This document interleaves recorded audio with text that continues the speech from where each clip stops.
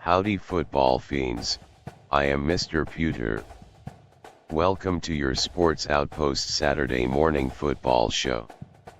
We have 17 Week 2 games to update you with the biggest plays and moments. The main game for the stream is Iowa at Iowa State, for the 72nd time between the Corn State's biggest programs and battle for the Cy-Hawk Trophy. Let's find out if the state of Iowa will be Hawkeye Gold or Cyclone Cardinal. So sit back and relax here on the SPOP couch with Rody for the second full weekend of college football. Like for real guys, it's the freaking weekend and we bout to have us some fun. Okay, that's it for me, and here is your host Road Dog.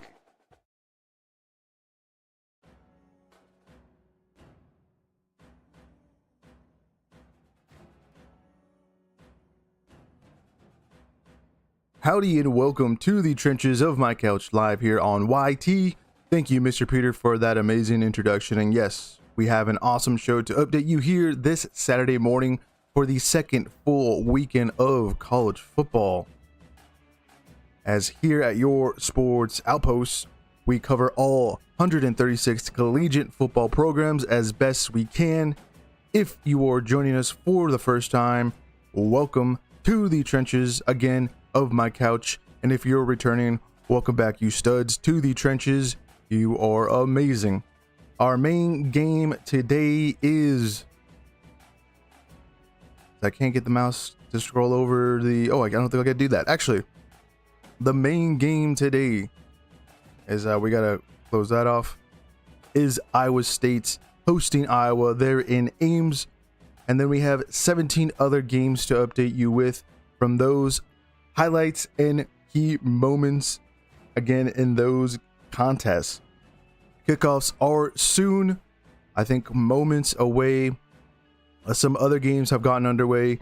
We got FIU, Penn State, San Jose State, Texas, Illinois, Duke, all getting it off, and I think we already have some early points. Texas Tech getting it with the first 7 over Kent State. But here are the scores from last night, Friday's games. If you missed them, there you go. Northwestern getting a nice big first win of the 2025 season. Louisville in a bit of a slugfest with James Madison coming to town, and they hold on 28-14. Maryland, a little bit disappointing of an offense there for the Terps, 20-9 over NIU. And Boise State getting their first win of the season, 51-14 over Eastern Washington. This is a slate of games as Iowa State is getting ready to kick this off and get our morning started here at your Sports Outpost. Some other games occurring later today. Big slate in at the noon hour. If you're on the West Coast, it'd be afternoon if you are on the East Coast. Iowa gets the ball first, and this game in Ames is already underway, as was the rest of what we have to offer, at least in slated games here at the FBS level. Here is our top 25 going into week 2. A lot of updates since we've gone live here once again. And then our ranked teams and who they are playing this week. Our record, we went 77-14 last week as Iowa is taking the field, and I'm going to get to that slide eventually. It's our record from the last couple of seasons as we predict every single game again here at the FBS level. Battle for the Cy-Hawk Trophy, as we already have a flag to start off this one between the Corn State's best programs and the Hawkeyes are the culprit, and we'll start first and 10 on their 13-yard line. Rocco, Xavier Williams, key guys to watch out for today's game. We'll see how this all gets underway, as I got to change the scoreboard here in a few moments, even though no one has scored yet. We got to update this already, as that is a thing. Let us. I think I have to do.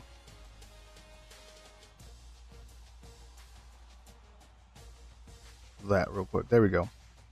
As let's get the scoreboards going here for another Saturday morning show. A little bit like Red Zone. There's already some touchdowns that we've had this early in the morning, and we will get to those highlights here in a few moments. I just got to update the main scoreboard so that we are up to date on who's winning, who's losing.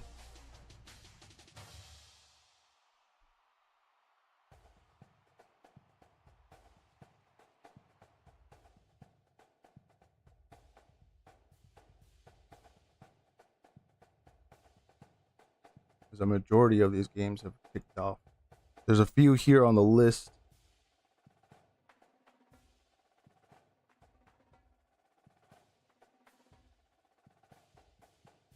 that won't be getting kicked off until a little bit later, which is totally fine. Ooh, we got like 3 or 4 touchdowns to be looking at here in a few moments. As I'm manually doing this, the one-man wrecking crew.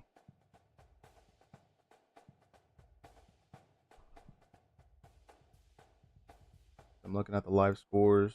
For some reason, my cursor is being a huge pain already.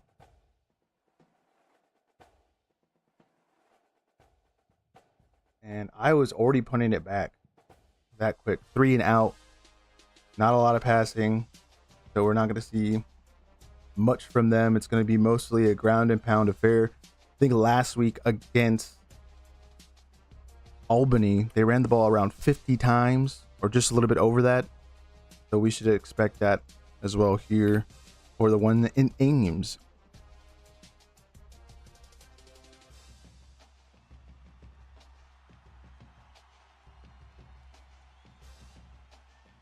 I'm just getting close to finishing all the updated scores.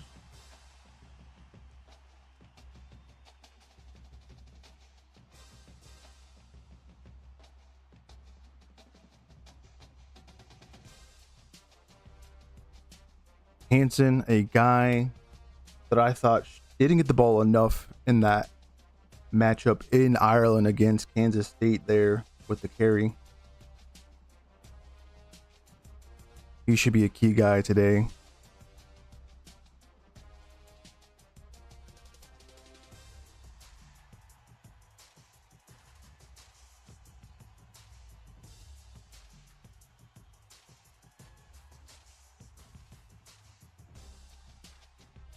Come on.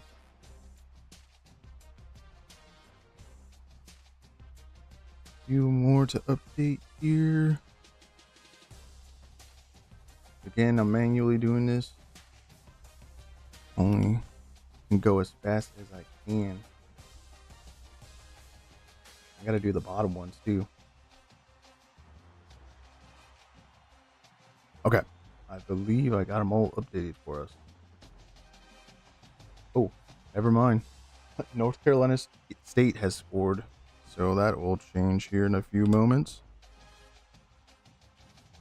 Texas Tech has scored again.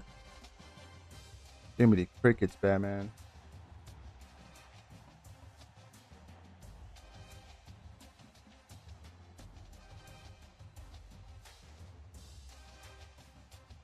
Oh, that's going to be a pain today. But here we go. Here we got some of the score updates already registered. Baylor is down 7-0. We're going to get to that touchdown here in a few moments. Texas Tech is already up 13-0. They are the fastest scoring offense in the whole country. Minnesota up 7-0 over Northwestern State. North Carolina State just scored their first touchdown. Gonna see if they get the extra point in. That's 7-6. And Jacksonville State is up 7-0 over Liberty there.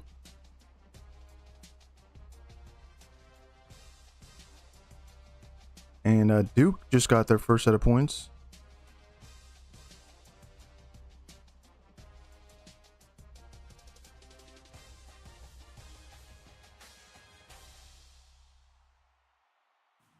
and Florida State just got their first touchdown. So there's a lot of action already going on in the opening quarters for these early kickoffs for Saturday.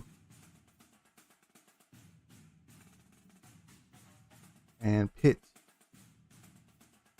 has gotten underway finally, and they score immediately over the Chippewas of Central Michigan. Such a race. It's such a race these mornings, aren't they? So the extra points are good there for Tech and NC State. Now I got to do the bottom real quick. If I can find the freaking... There it is.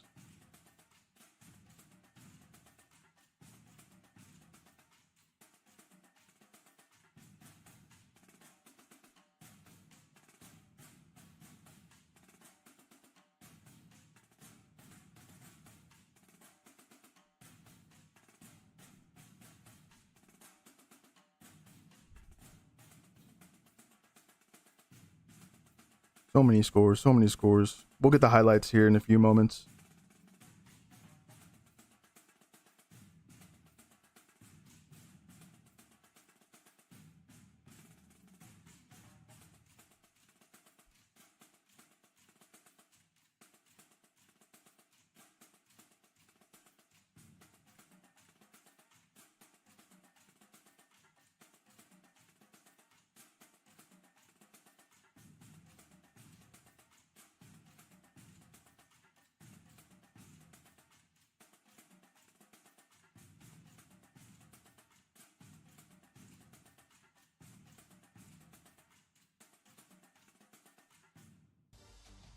Well, Iowa State driving the ball down. Conradi, who hit a very impressive, I think it was like a 53-yarder last week. Oh, 63-yarder. Sorry, I was off by 10 there. Got to give that young man some credit.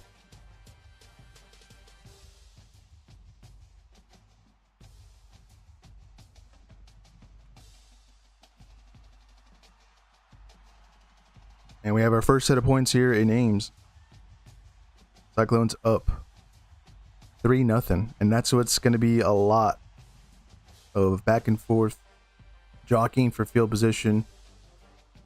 If Rocco Beck can just get his team into that red zone area or just outside, he has a kicker to get some points for the Cyclones.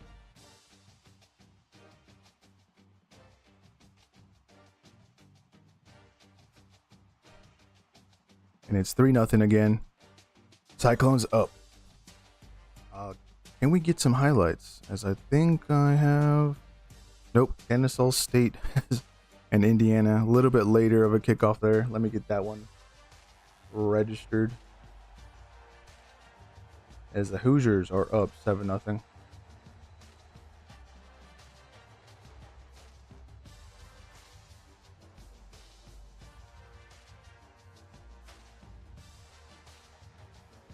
There that goes.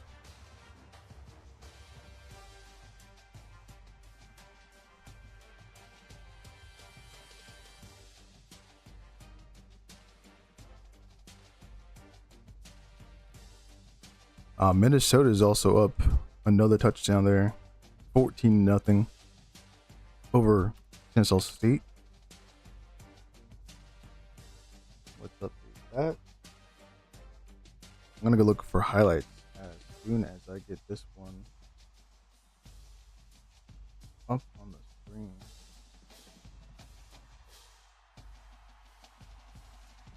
There we go. Beautiful.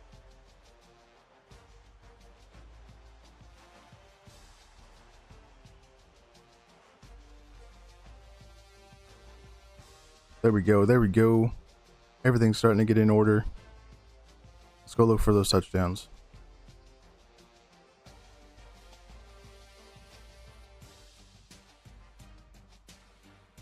And we have our first touchdown of the stream, brought to you by Kevin Jennings.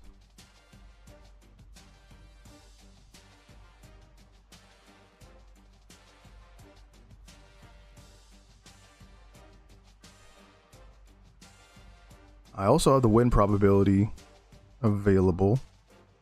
Let me get that screen up. Is that not going to be a thing today? Oh wow, okay. That's a little bit of a bummer. I know it's on Fox, but they're not even trying over there.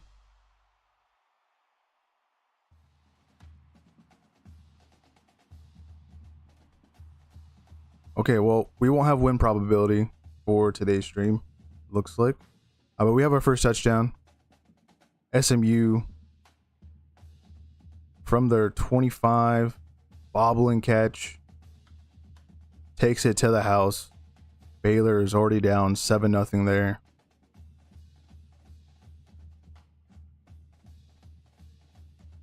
SMU is pretty legit. They got a lot of speed.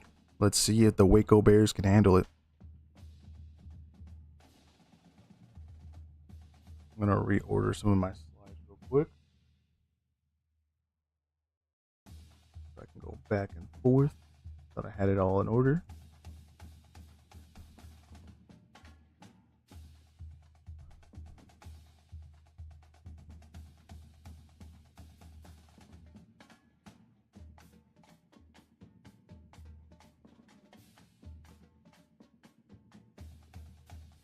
I'm gonna make this a little bigger since we don't have the win probability going on our screen today.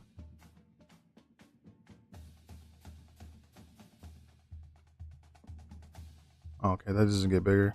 Never mind. That sucked. We'll just have it there in the center for today. So usually we have it there just to the right and have a win probability for our main game, but it's on Fox. And it's not important for ESPN to have that. But that's our first touchdown. We have quite a few others to check out here. Let me get them.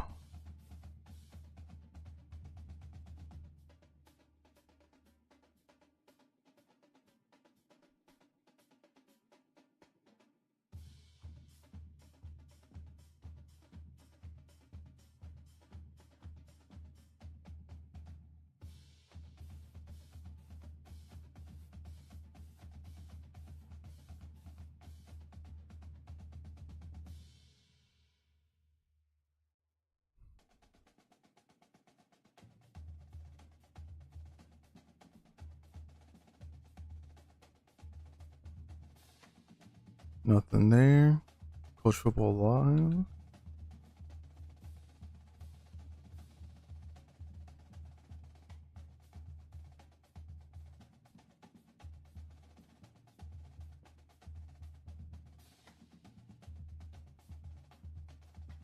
Oh, I just had it.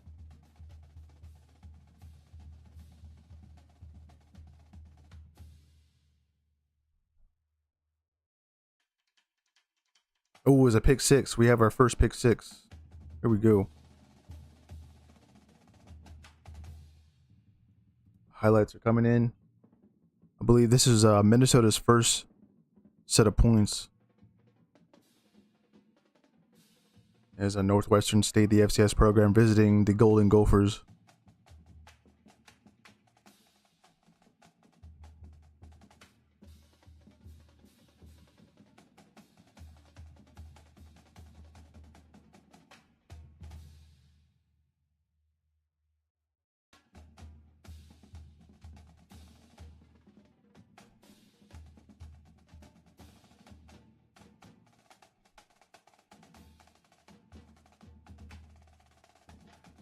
Nope, it's not what I wanted. Not what I wanted at all.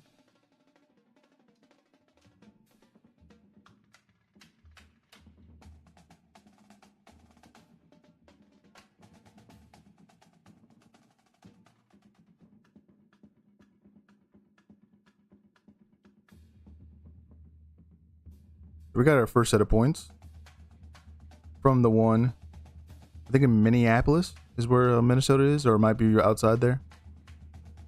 Regardless, let's go keep finding some more highlights. Score wise, Texas Tech, again, one of the fastest scoring offenses, and we'll get a nice score update here in a few moments. They get another touchdown, making it 21-0. They are just having their way against the Flashes. Right there, we got it there in the middle.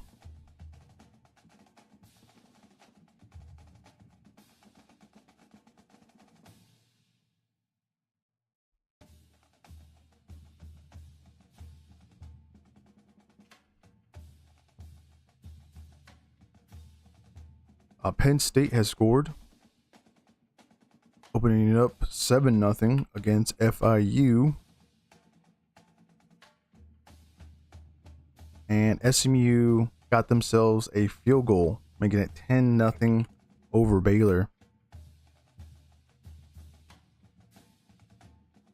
Virginia has responded after NC State has gotten themselves their first touchdown between them, making it 14-7. Trying to look for that. There it is. It'll update on the bottom first. And we'll do the screen here in a few moments.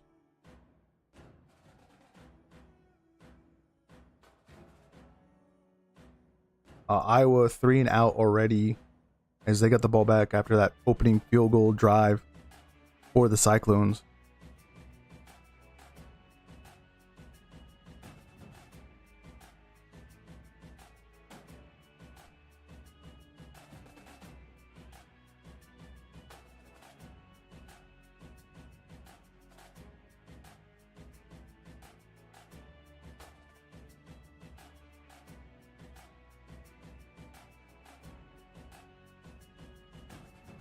There we go.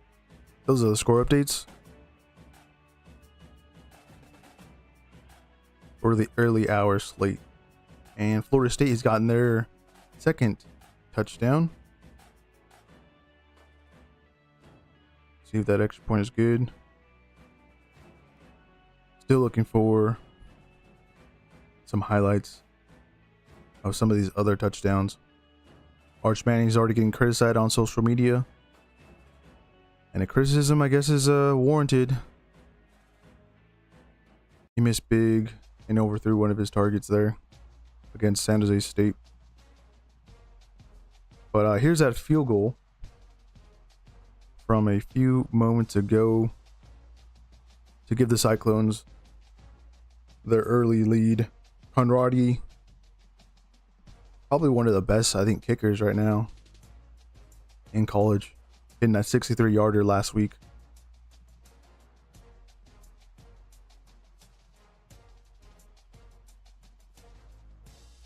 Roll Tide. Roll Tide. Well, Alabama doesn't play this slate. They play in the, I would consider, nightcap games later on today. They open up against UL Monroe. Ryan Williams has been reportedly out in that contest with a concussion. But I think Alabama's going to be just fine against the Warhawks there in Tuscaloosa.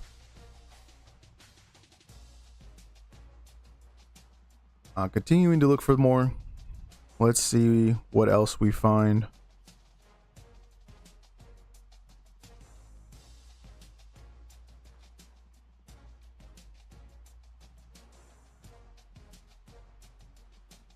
Let's look for that Penn State touchdown.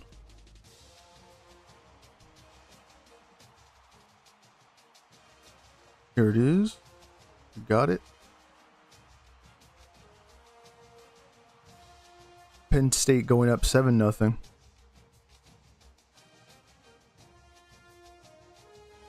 Drew Aller getting outside the pocket there. Finding a receiver. Dinkins. I think that's a tight end, actually. And that's 7-0. As we have 3 touchdowns and a field goal. One of those touchdowns is a pick 6 so far on the stream. Indiana, let's go look for Indiana's touchdown.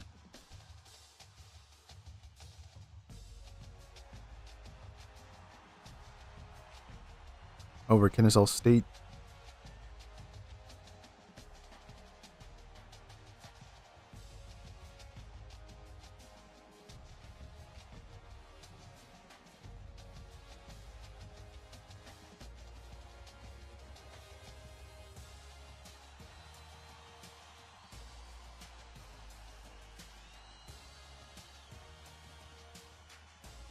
No, it looks like that one's not going to be available. Texas Tech, they're already up 21-0. Baron Morton going off to start week 2 here. And here we go. We got it. 2 seconds ago. This is them going up 21-0. I mean, last week, was it Abilene Christian that was the unfortunate victims? Oh, it might have been. Yeah, I think it was Abilene Christian. Came into Lubbock, was already down 42 or 47 to like 3.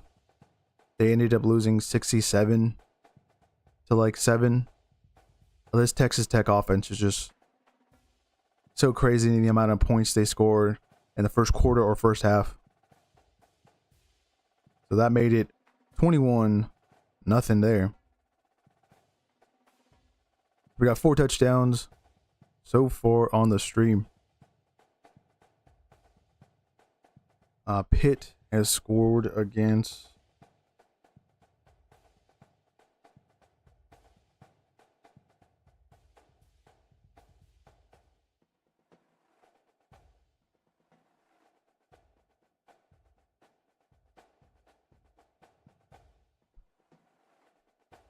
hopefully we get a touchdown out of there. We'll see.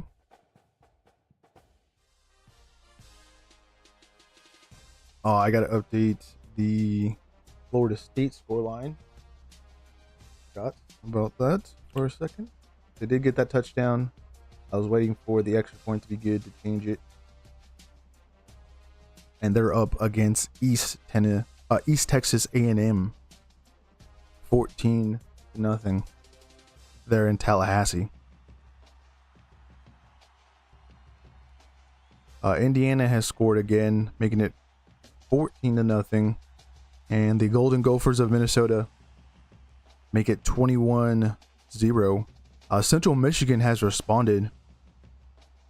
That is an interesting development there out of Heinz Field. And is Pitt gonna get worked? I know the Chippewas went on the road last week to San Jose State, went all the way over to California, and picked up a nice road win.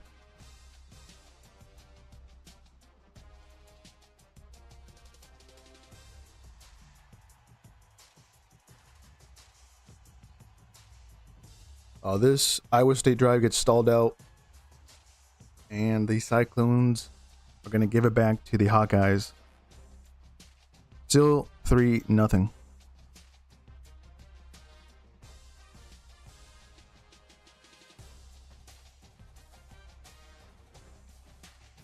Let's make some score updates once again.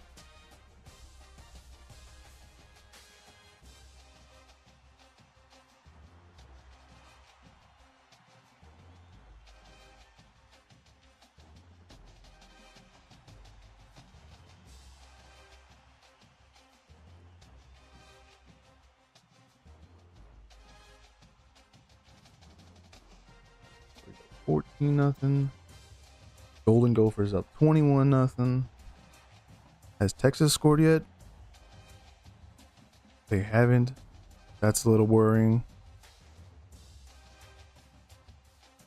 And then Central Michigan gets their first points on the board. So we're up to date. We are up to date on the scores.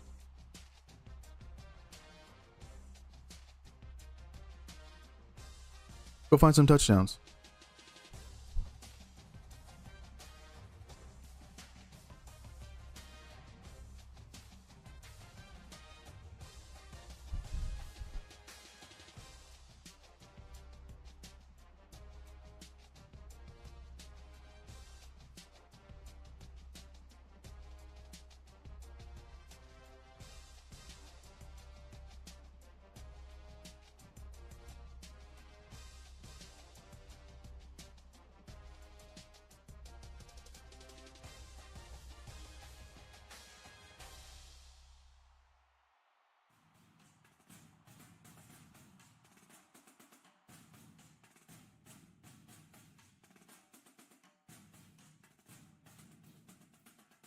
We have Texas Tech's first touchdown for that game in Lubbock.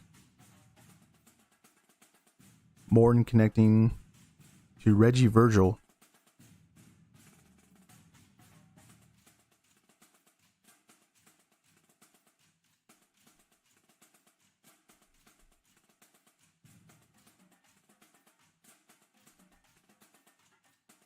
Still 21-0.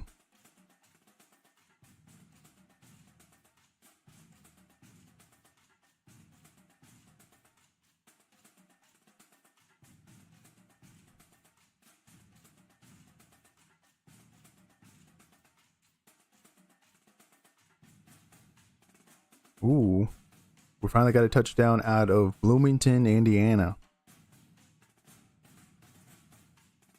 First for the Hoosiers. We'll take a look at that right here. This makes it 14-0.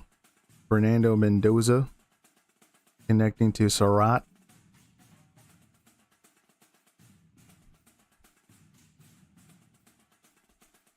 And Indiana's rolling a hell of a lot better than they did last week against Old Dominion. They started that contest 7-0 against the Monarchs down.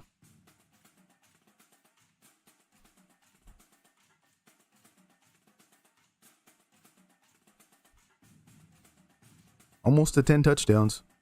We're getting close. I think last week we had,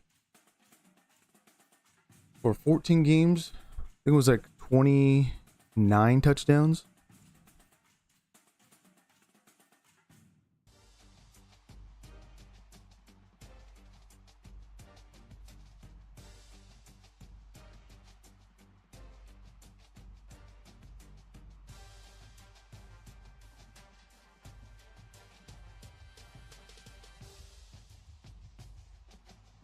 Ooh.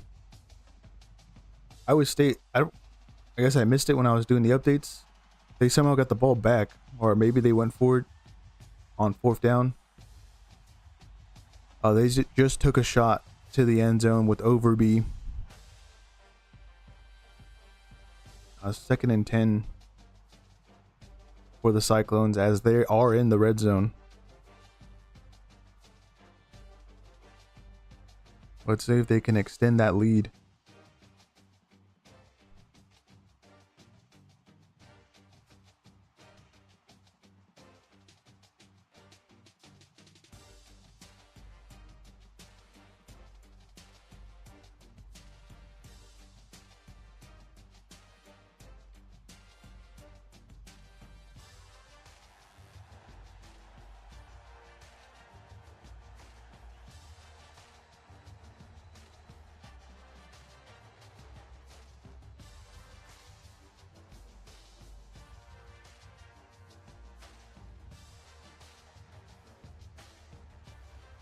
Texas has scored. Now 7-0 against San Jose State.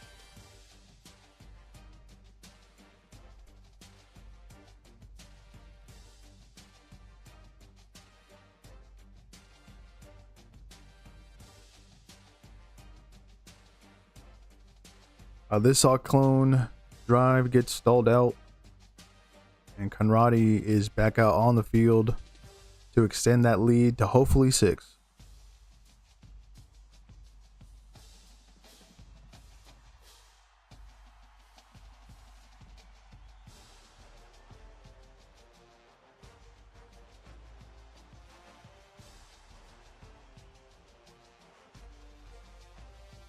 And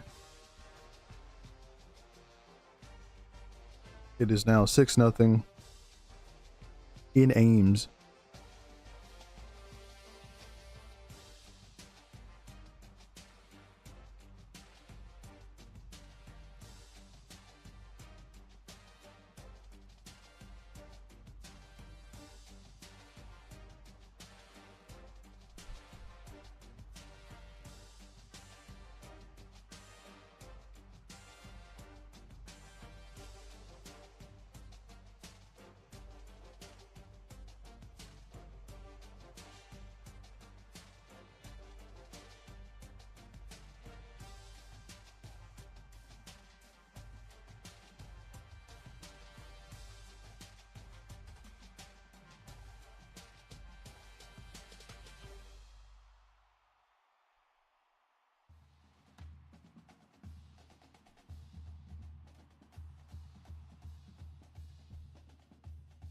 Oh, we got the Texas touchdown coming from their own account.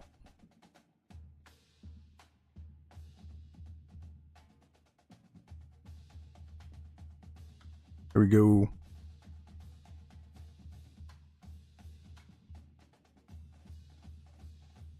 Parker Livingstone.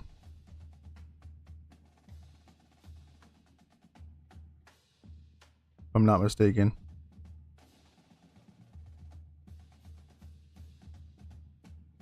Big touchdown for the Longhorns.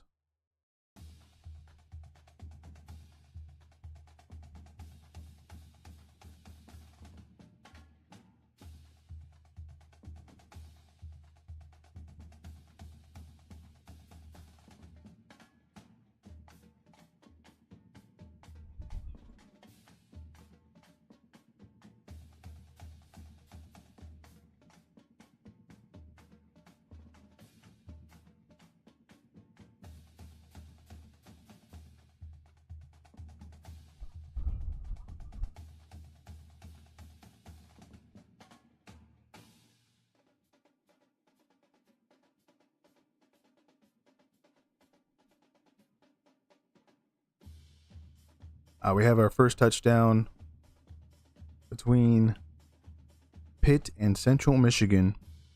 Chippewas.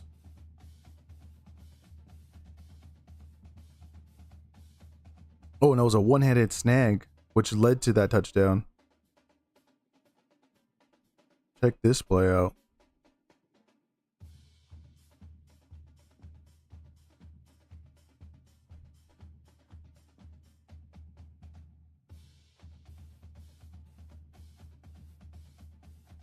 Getting up there.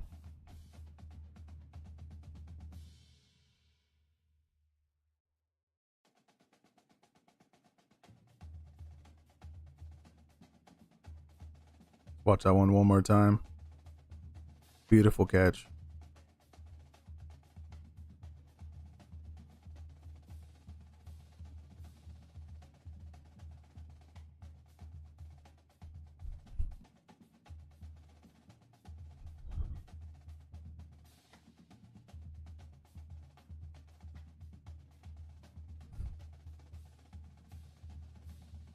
We have a touchdown between Virginia and North Carolina State, the first to show onto the stream.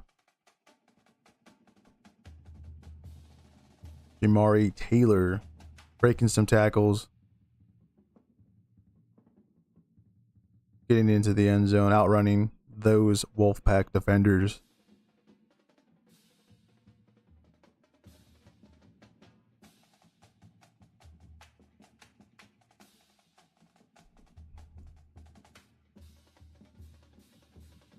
Florida State extends their lead 21-0. The Fighting Illini on the road against Duke in Durham. They get their first touchdown, making it 7-3. And I have one more scoreline to eventually update.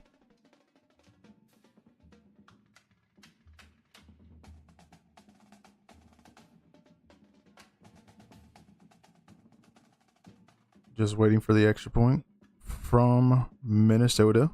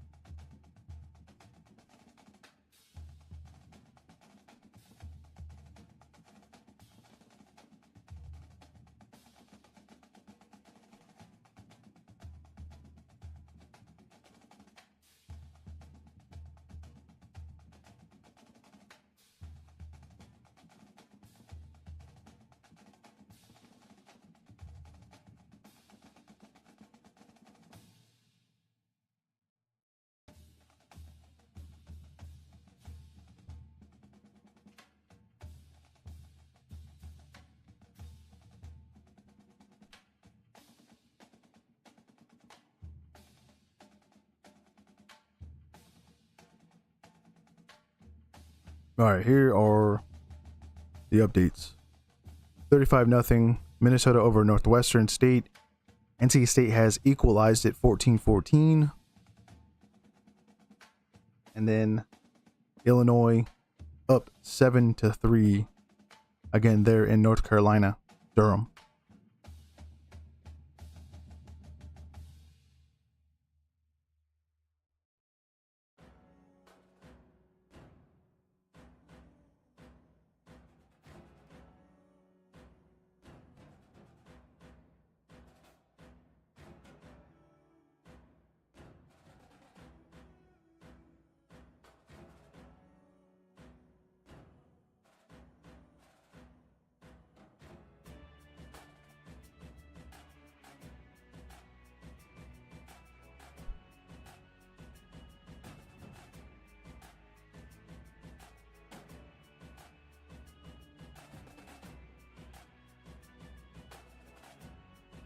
We have some updates there on the bottom that we're going to do here on the screen in a few moments.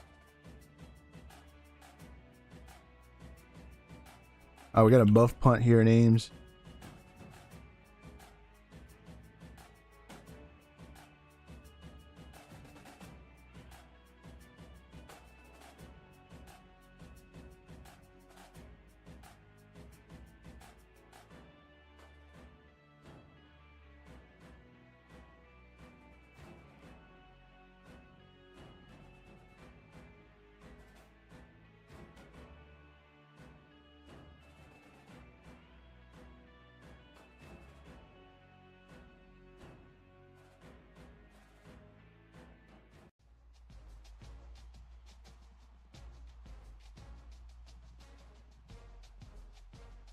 Ooh, the touchdown came back for Central Michigan. That's interesting. Initially, that was registered as 7 points. That's now changed back to 3. We're going to update that bottom here in a few moments.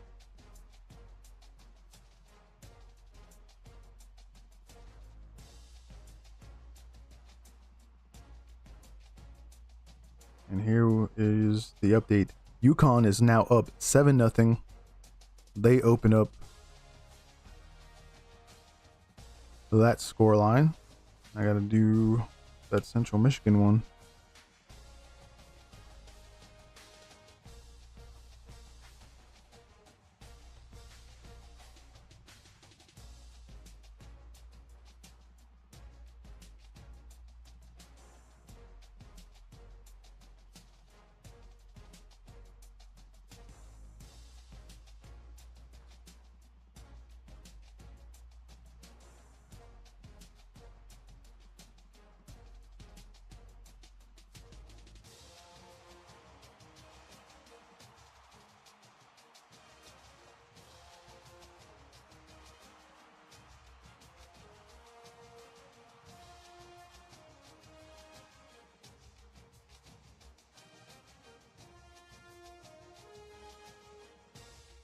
We have a possible muff punt, but it can't really be determined with kind of the camera angles. Maybe the officials that are looking over it have a better view of an angle that we aren't seeing on the screen.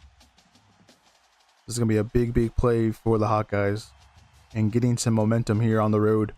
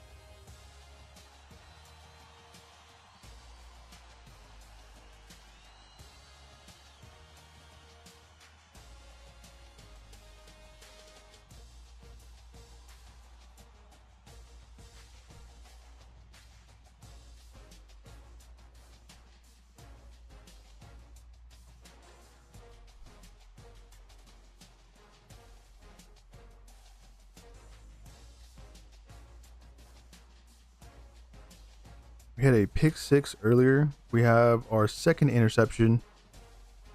Not for 6 points, but a nice effort there.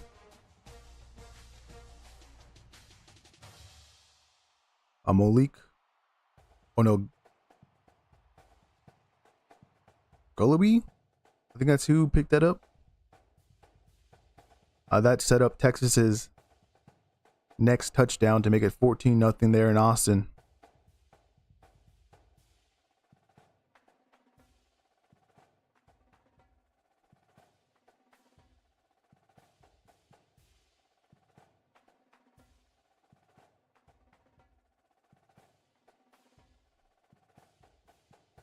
All right, so that call goes in favor of Iowa to end this first quarter with about 3 seconds left.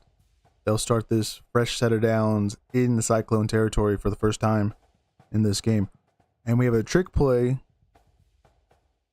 I don't know if you want to consider it the first trick play of the stream, but it is for a touchdown for UConn. Let's check that out. Got a double pass.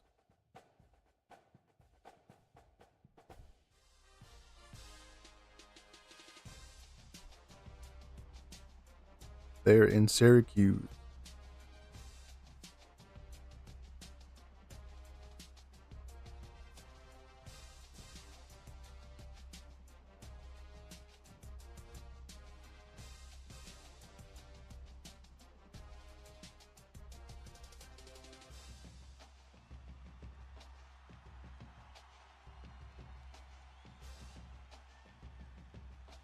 Baylor has scored their first touchdown. And Florida State has extended their lead.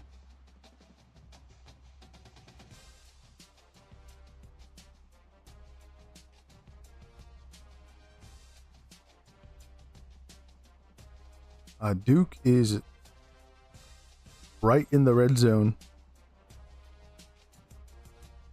We'll keep you updated to see if they get any points there. But here's that update.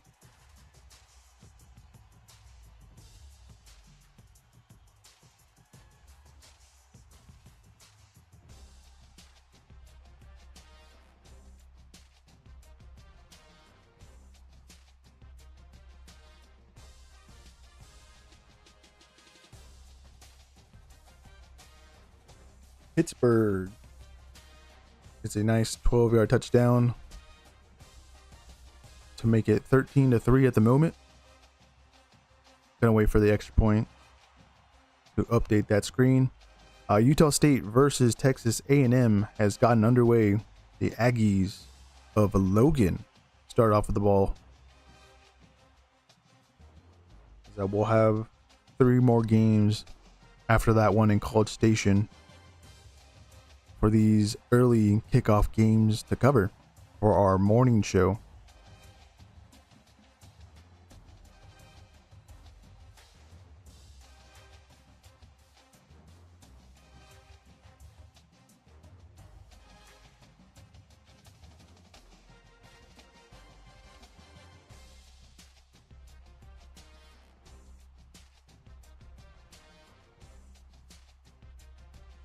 And the extra point is good. Let's update that. And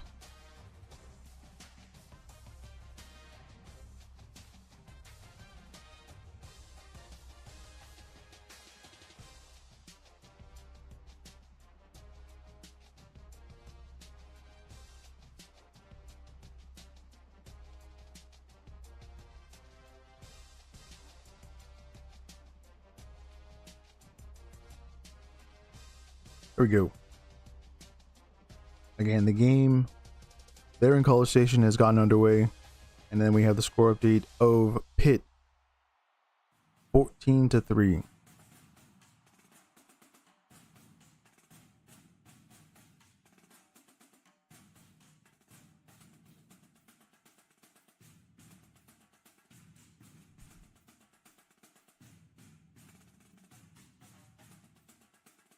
The second quarter has ended here, names.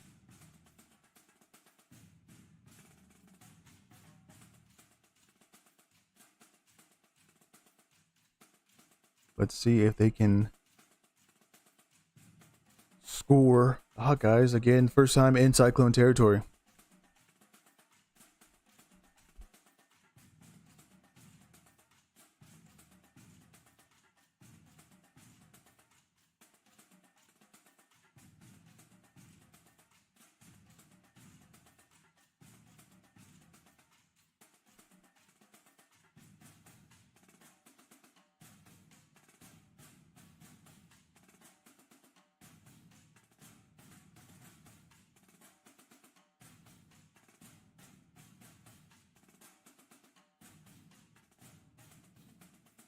We have our first touchdown to show you out of Tallahassee. This was Florida State making it 14-0. Bon voyage, 82 yards for Castellanos. I believe that's Deuce Robinson on the other end. They transfer in from USC.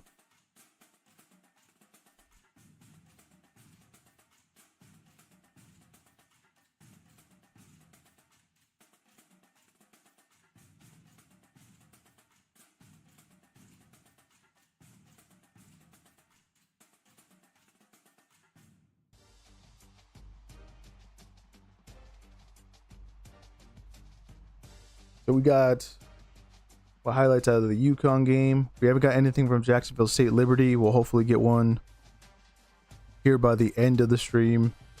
But we got the pick six out of Minnesota. Texas Tech, we've seen a few touchdowns there. Indiana as well. SMU started off that game with a big touchdown that we showed. We also showed that Penn State touchdown in the red zone. Texas, they also went bon voyage there in Austin. No highlight out of Illinois versus Duke. We'll eventually get to that one. And then we just saw the Florida State one here. The only points in the one in Ames has just been field goals. And the Hawkeyes are about to attempt a 31-yarder. Which is no good. Oh, that looked no good to me. But I guess, yeah, 6-3. That curved a little weird from that camera angle. Yeah, it's good, that barely. So we got a field goal affair between the Cyclones and Hawkeyes.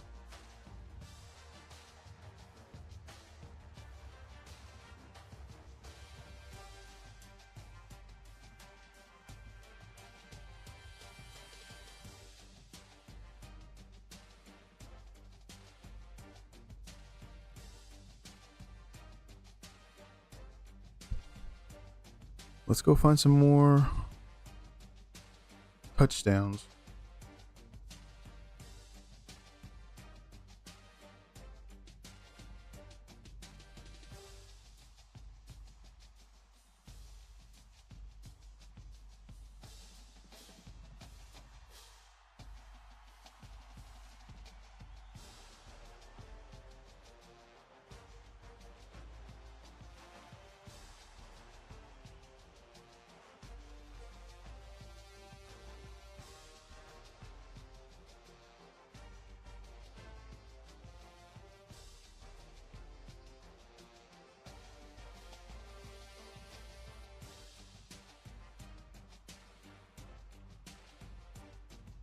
Well, it looks like we have another muff punt. This time in Durham. I believe that's what set up Illinois in their first scoring touchdown with some excellent field position.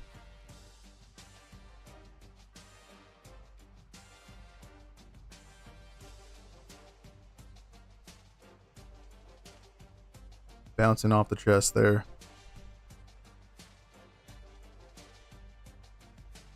Kind of shooting themselves in the foot for the Blue Devils.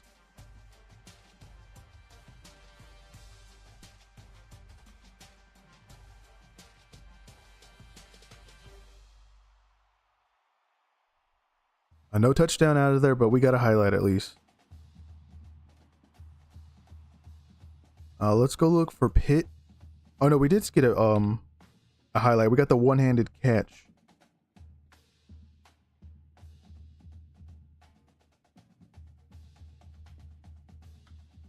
But no touchdown.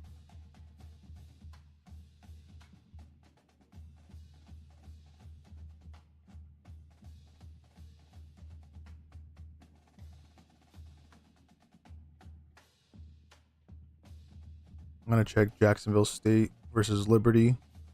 It's one of the last games we have not gotten any key moments from.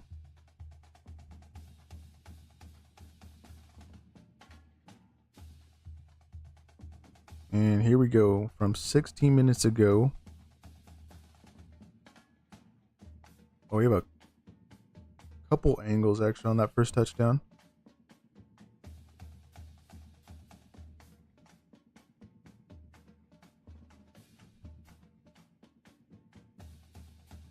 So I gotta refresh this. There we go. That made it 7-0. The scoreline right now is 14-3. The Gamecocks over the Liberty Flames. One of our few picks this past week where we went against the favorites, which is kind of interesting. Liberty doesn't seem like themselves so far this season, and it's starting to look that way.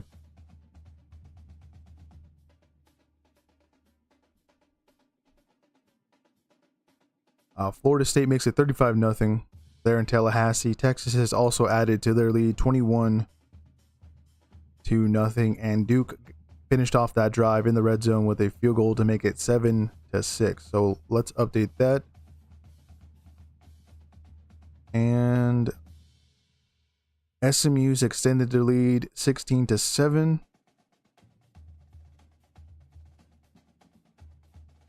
So we will do that here.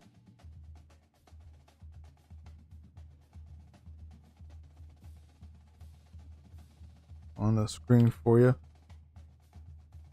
Third down already for Iowa State as they get the ball back from that field goal from the Hawkeyes.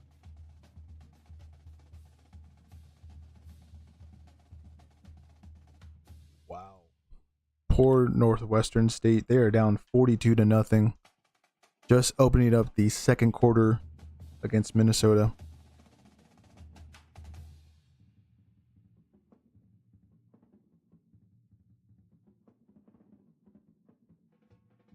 And Texas A&M scores their first set of points, making it 7-0 on their opening drive against Utah State at home.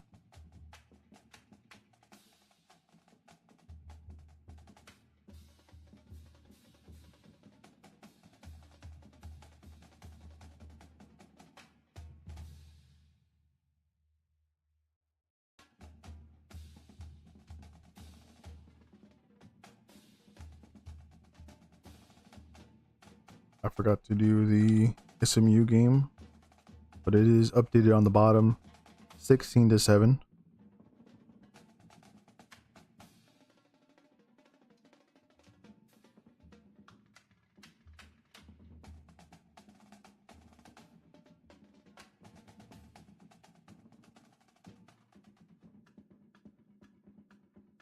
And I believe those are all the up. Oh no, 17. They got themselves a touchdown. Took them a few moments to get that extra point in.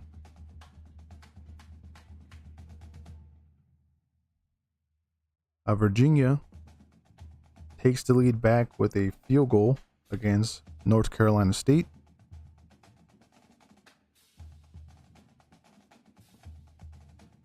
And it looks like we were about to be updated, but Texas Tech gets a pick 6 against Kent State.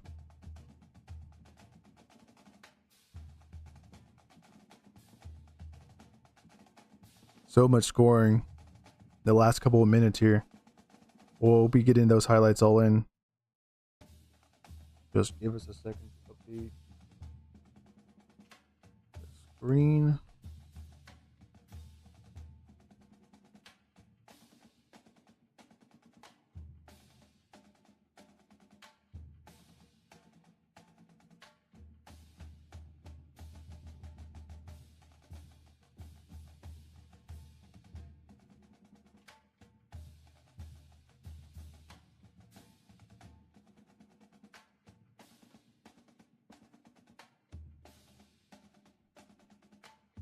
And Texas, they're in Austin, starting to pilot it on. San Jose State. That shutout continues to happen.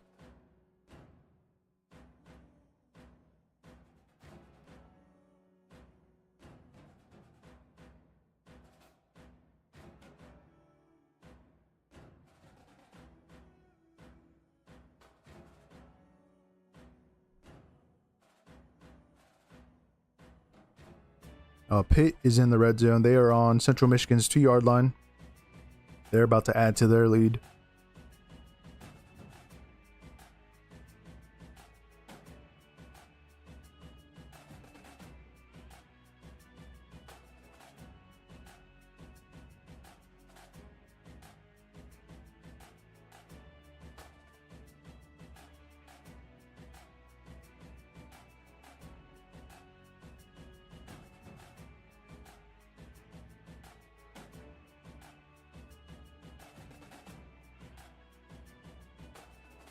We do have that field goal from the Hawkeyes earlier that we haven't gotten to. This is our main game. This made it 6-3. At least from that angle, it looked like it missed.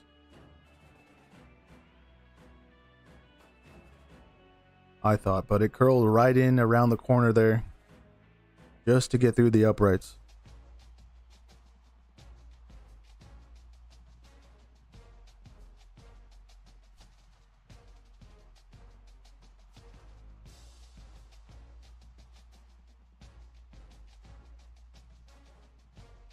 Oh, we have some defense loading up here.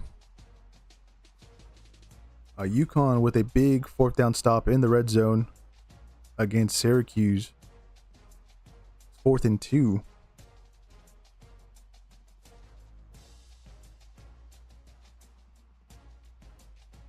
That was before their first touchdown, which was a double pass trick play.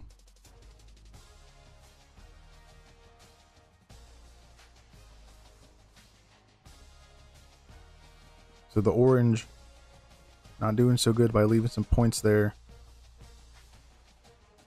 when going for it.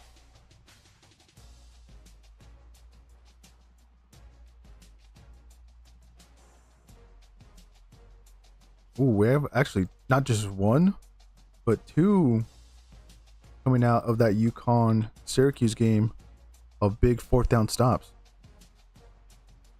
Steve Angeli getting sacked there, causing another fumble.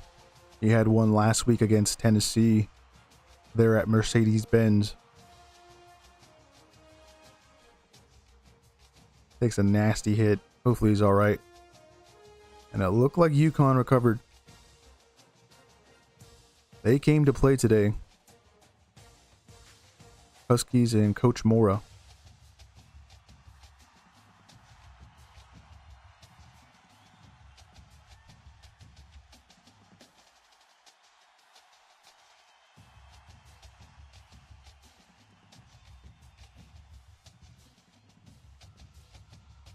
Iowa State punts it back.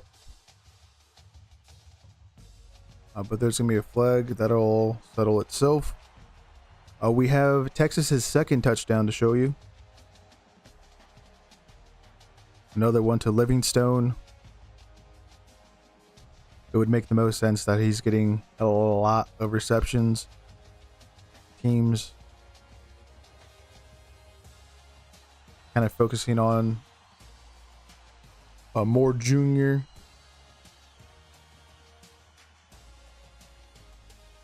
As that's his second of the day for Texas.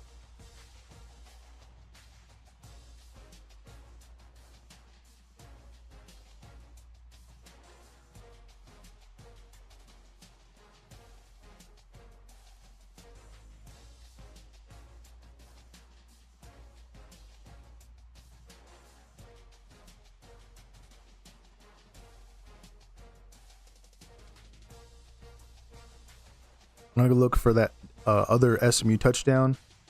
And poor Northwestern State down 49-0. They still have 10 minutes left. At least what's on my screen there in the second quarter against Minnesota. Those cheeks are getting slapped.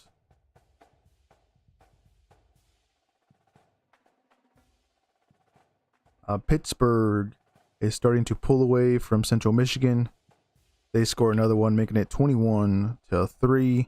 Syracuse finally stops going for it on fourth down and get their first points at home against UConn, making it 7-3.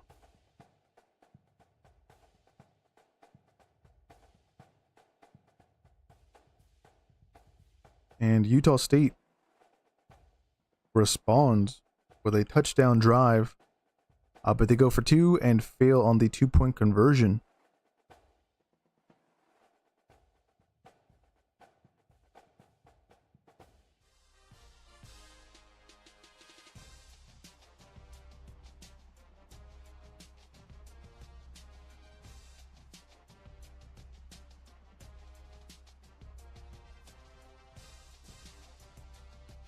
So we're pretty up to date on the score lines. Let's go find those scores, especially the one there in Dallas.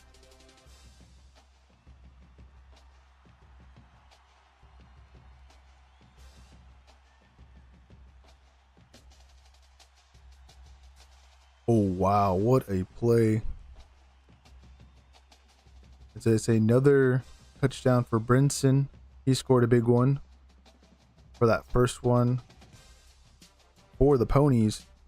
Does it again, but it looked like it was going to be an interception for Kevin Jennings. The Waco Bear defender not coming up with it. Bounces off his hands. And Brinson takes it to the house. Bon voyage. Once again for the Ponies.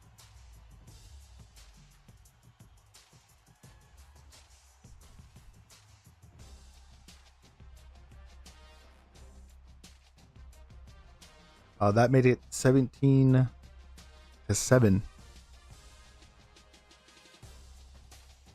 As they pushed their lead back to 10.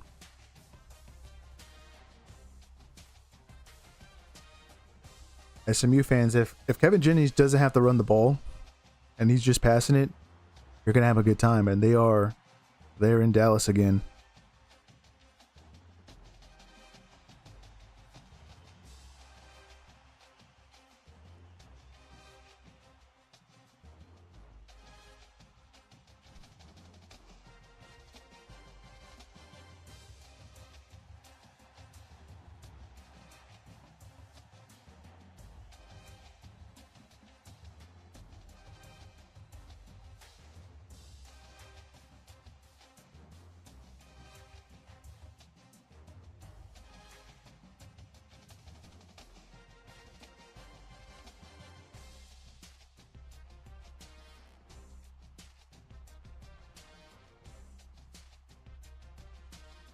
Rocco Beck trying to connect with Overby. Overshoots his target. It is now fourth down for the Cyclones. Gets it out just in the nick of time. And that's probably why he overthrew Overby there.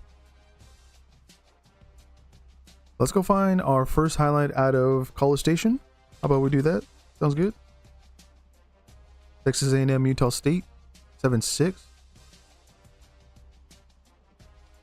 Now we have the Aggies, not of Texas A&M, but for the ones out of Logan.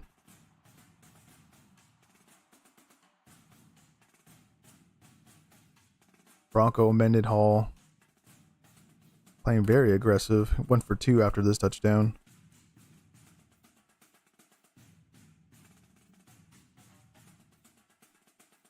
I don't know if you consider that a flea flicker.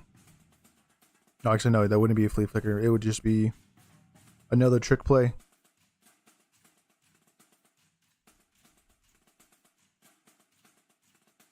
We have a handoff. passing it in the end zone, making it 7-3. That was 4th and goal too.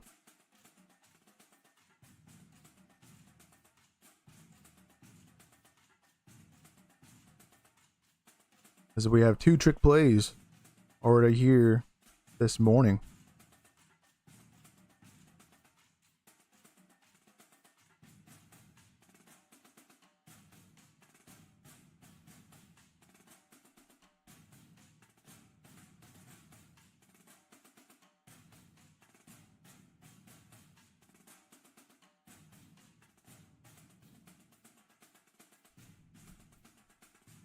We have another touchdown here from Austin.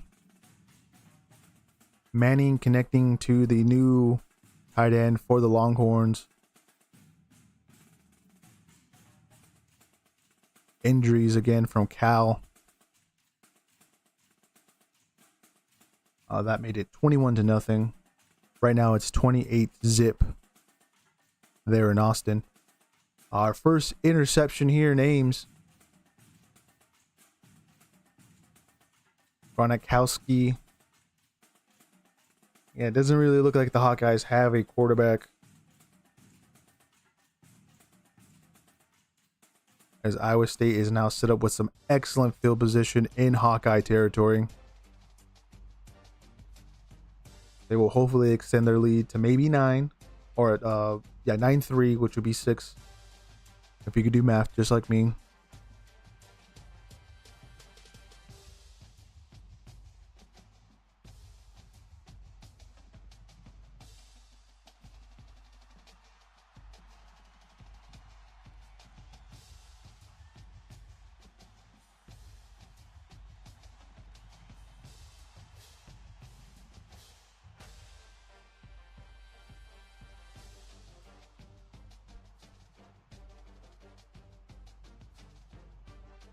Looks like we have our first highlight out of the game between Minnesota and Northwestern State. Oh no, second highlight. It was a pick 6 to open it up. I think it was the second one we showed for the stream. But we have another bon voyage. Minnesota having their way.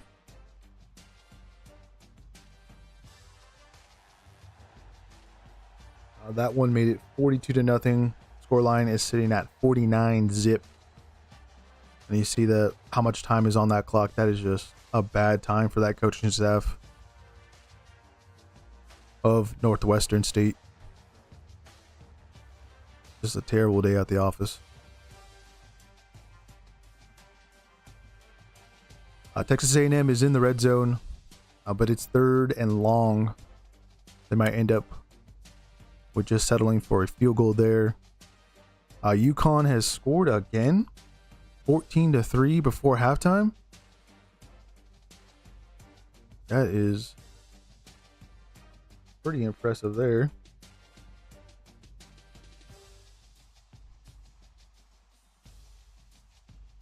Pitt keeps extending their lead. We missed out on a touchdown and a field goal update.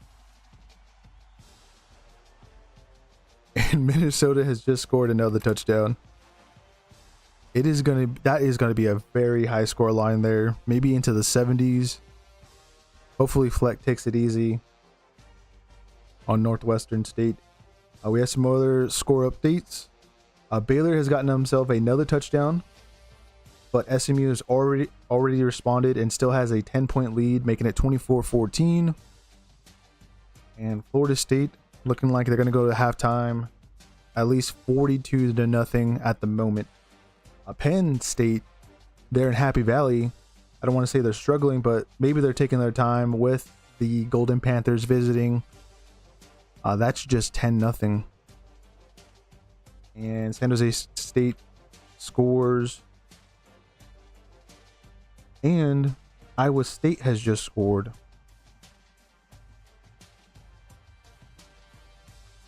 We have our first touchdown after that interception. It is 12-3 Cyclones. They're in Ames. But here are the other scoring updates we have for you.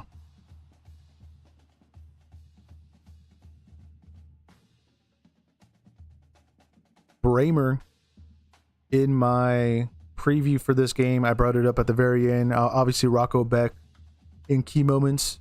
He only needs a drive or two to really help out his Cyclone team in getting the big win here at home. But Bramer, Burknell, I think is the other tight end's last name. Those guys are going to be key in getting some mismatches, and we just saw that there in the red zone.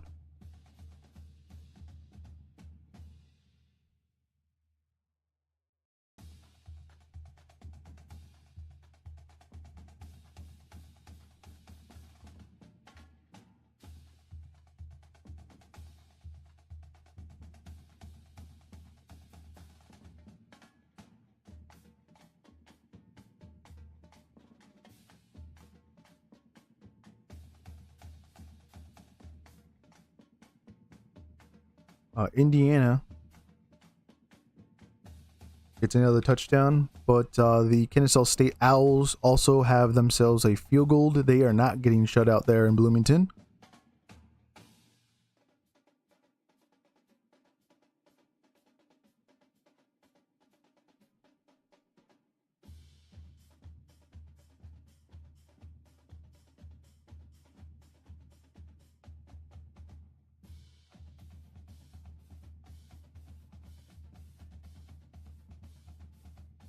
Texas A&M ended up getting a field goal on that last drive.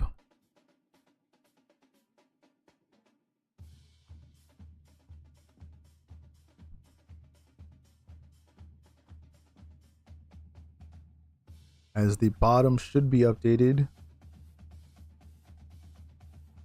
We got to do some other ones on the main screen.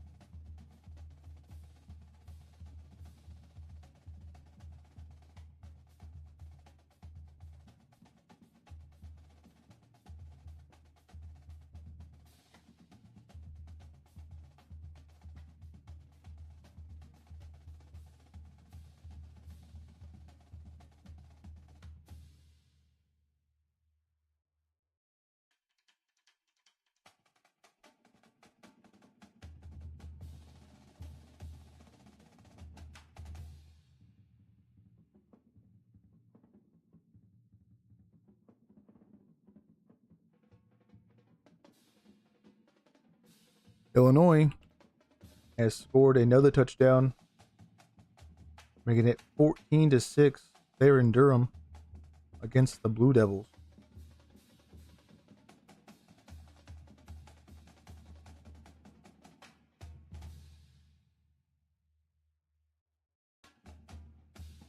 So I'm just double checking before I throw these scores back up. Just want to have the most updated score lines. There we go. Again, Illinois extends that lead. Let me make that a little nicer.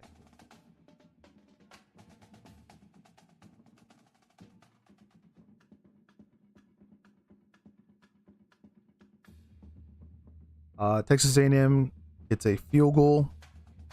We talked about the one in Bloomington and that score update. Virginia makes it 24-14 over NC State.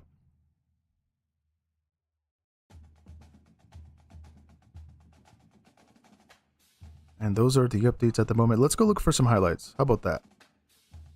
Done enough of the scoreboard changes.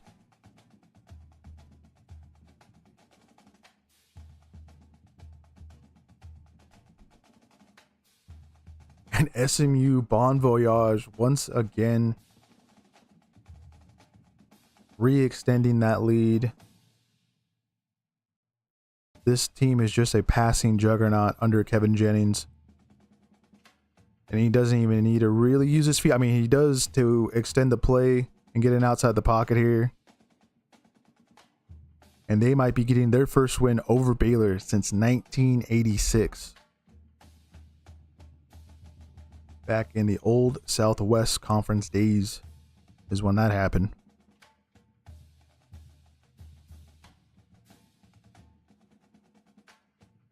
Let's keep looking.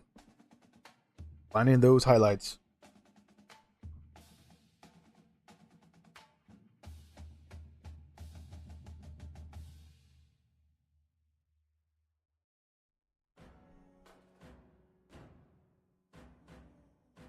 We have the touchdown there in Syracuse, New York. UConn hitting a home run with Mel Brown for 45 yards on the ground. That made it 14-3 Huskies.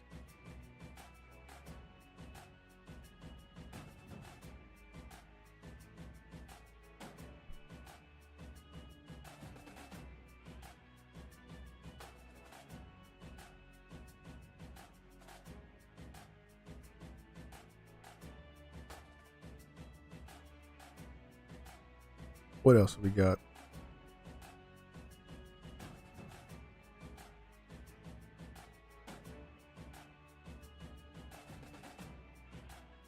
Ooh, this was that pick six. The defensive lineman pick six, our second of the stream. Let's get that up here in a few moments. Skylar Gilhoward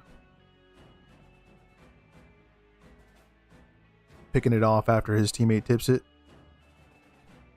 and taking it to the house. The big boys getting some.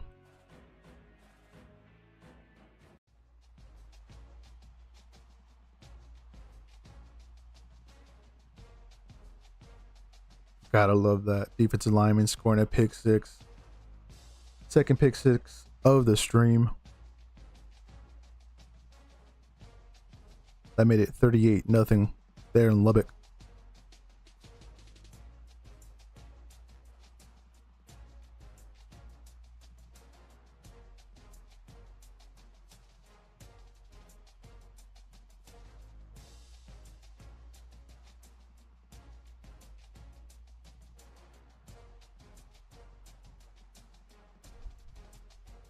What else do we got?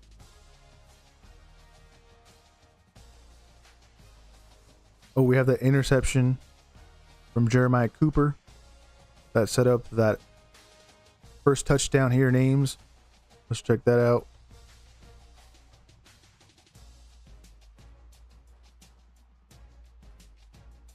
Almost a pick six.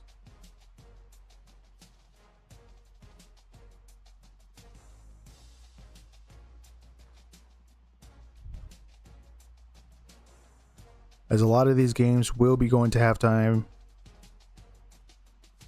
pretty soon here.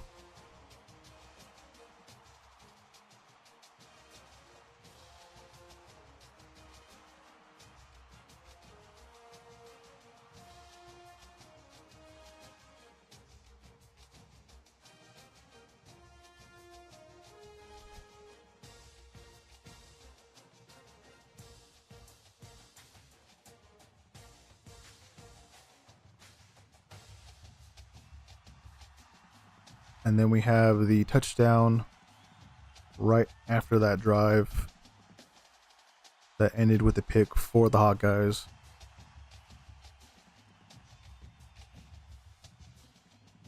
Ruckelbeck to Ben Bramer. Again, that mismatch.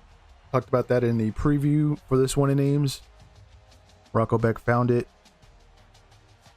and helps his team extend that lead 13-3.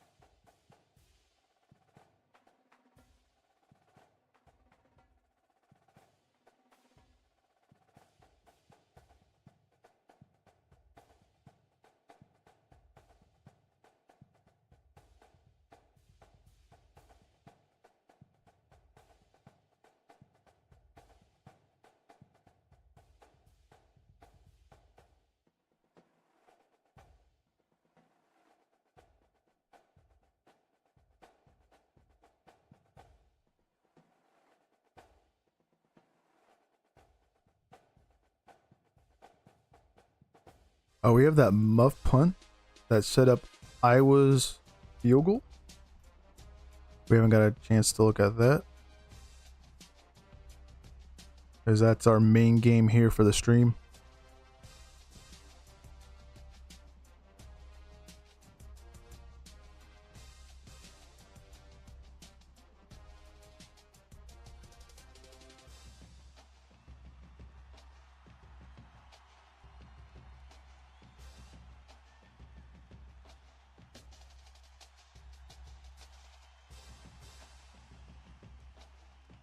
That looks like all the updates I can find at the moment. Score-wise, nothing to really update. A lot of these games are going to have to... Oh, actually, no. Minnesota got a field goal for halftime, making it 59-0. They were just dog walking Northwestern State there now. Texas Tech also got themselves another field goal before halftime. And Baylor has responded 24-21. Florida State gets another touchdown before half, 49-0.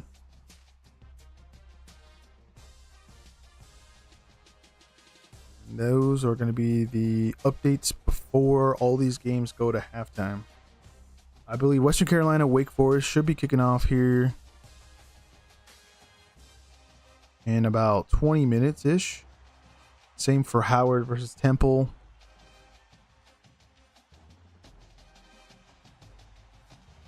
I'm looking for Idaho State and New Mexico. That one should be pretty soon, if I'm not mistaken.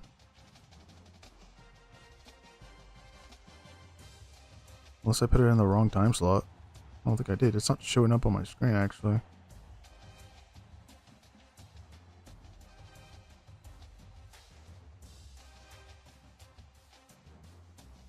Let me refresh.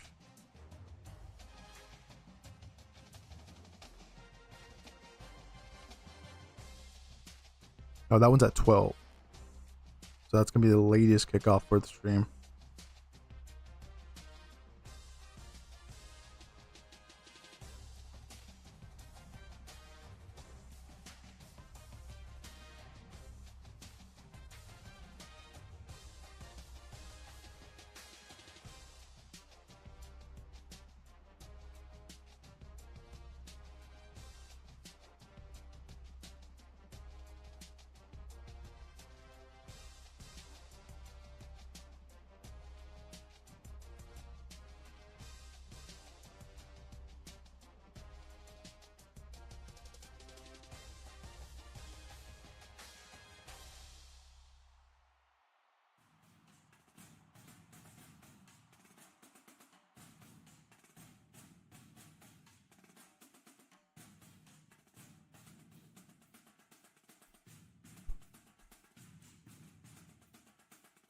Bernowski again getting hit before he lets it go. It's not looking good here for the Hawkeyes, but they have halftime adjustments to be making. He's about halfway or a little bit under or over halfway of what he got last week. He has 30 yards, 8 for 15, with an unfortunate interception that set up that first touchdown for the Cyclones.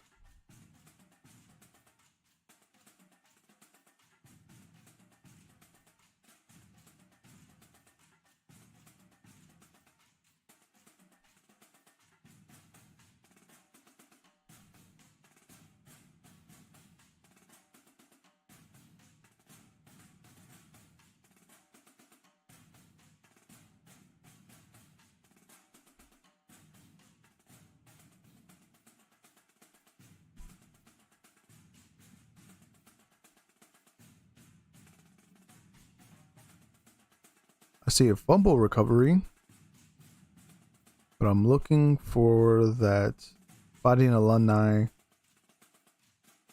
second touchdown.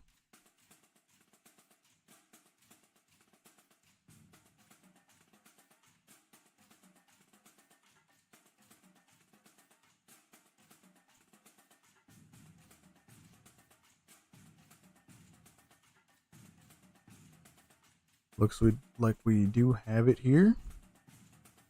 We'll get another highlight out of Durham.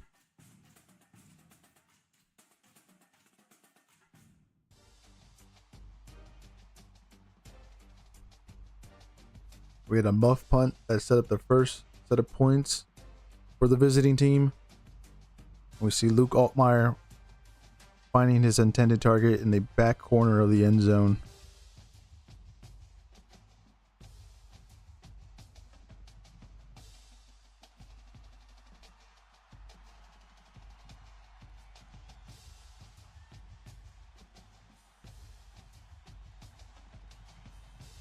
Games at halftime at the moment is the one in Tallahassee between East Texas A&M and Florida State. FIU Penn State is at halftime. Baylor SMU is at halftime, and Kennesaw State in Bloomington against the Hoosiers is at break. The end of the second quarter has happened there with Texas Tech, who got some more points to wrap up the first half. We already talked about Minnesota Northwestern State at half. Virginia there in Raleigh, North Carolina against the Wolfpack is also at halftime. And Central Michigan versus Pitt will be getting there in the locker room pretty soon. UConn Syracuse is also at break.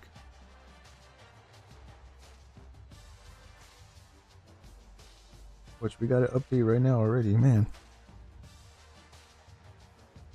We should have expected this because Texas Tech just scores a lot of points. One of these FCS teams, which is only two games here in the morning. Florida State there in Tallahassee, and then Minnesota hosting Northwestern State.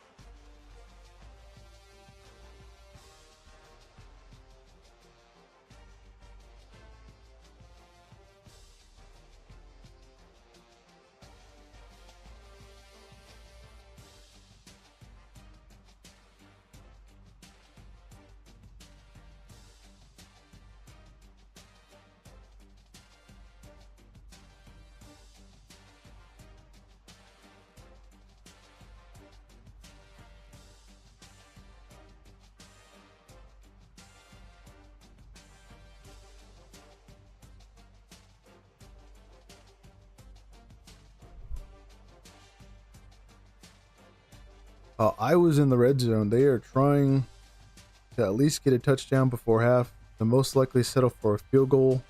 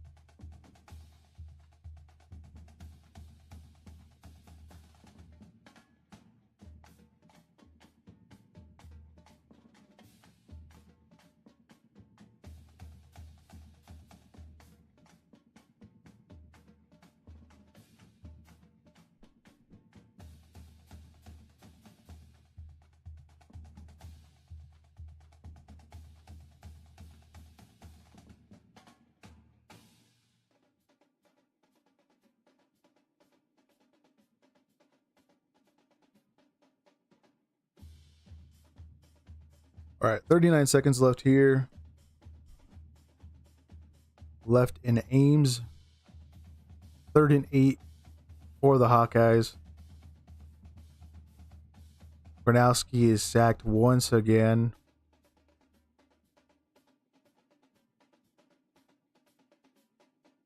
We have a flag on the play.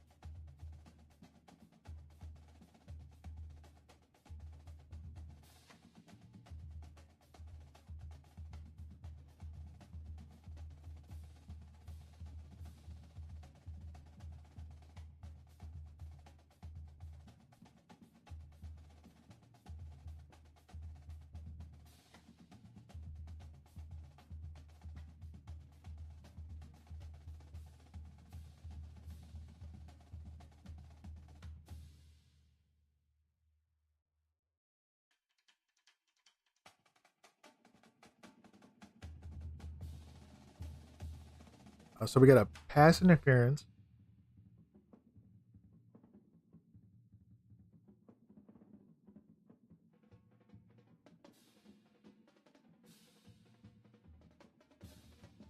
But I think there's also another flag in the backfield.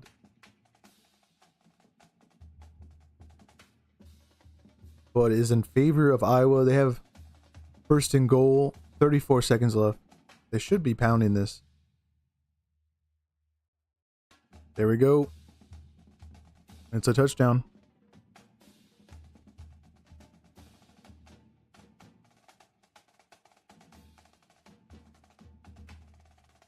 Makes it 13-9.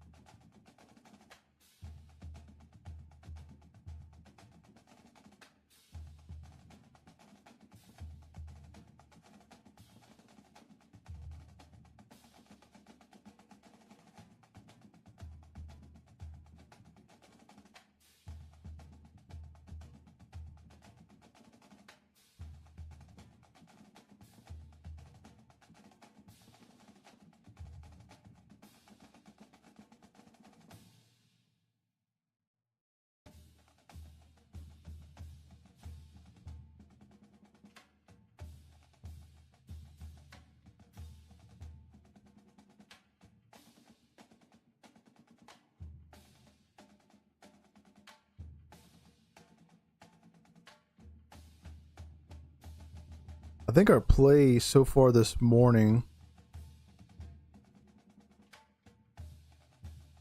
as we're going to take our halftime break here in a few moments, was this 45-yard touchdown for UConn.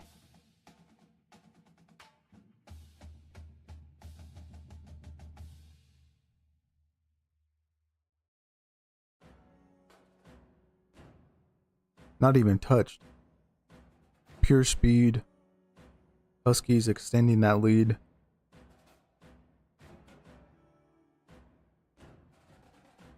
The Hawkeyes, extra point is good.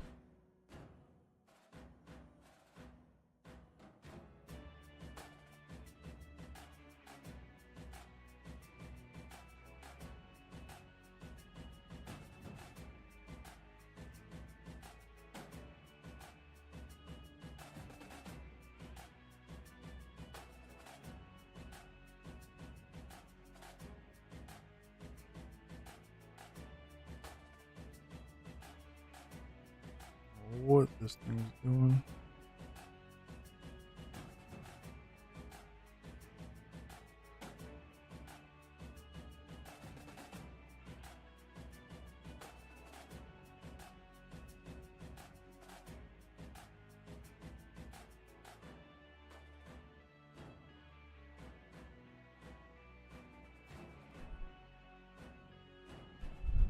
21 seconds left. Cyclones trying to do something on this drive, at least get into field goal position. They have a kicker that can hit something in the 60s. Conradi.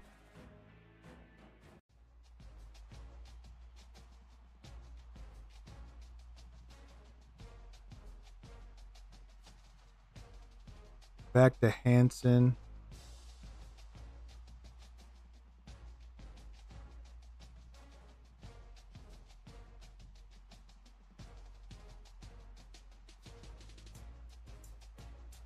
And we're going to go to half.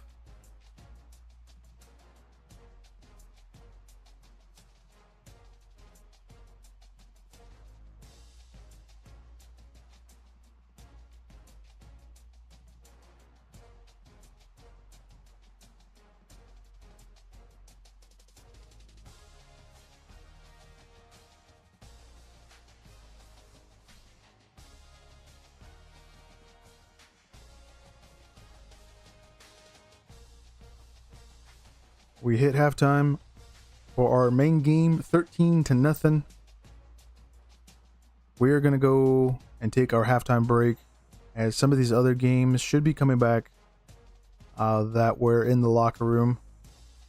I think Penn State FIU's gotten underway into the second half. But we're going to take our break. We will be again back, and we'll keep you updated on some scores on the bottom if anything happens. So beat or beat. You got it, Roadie.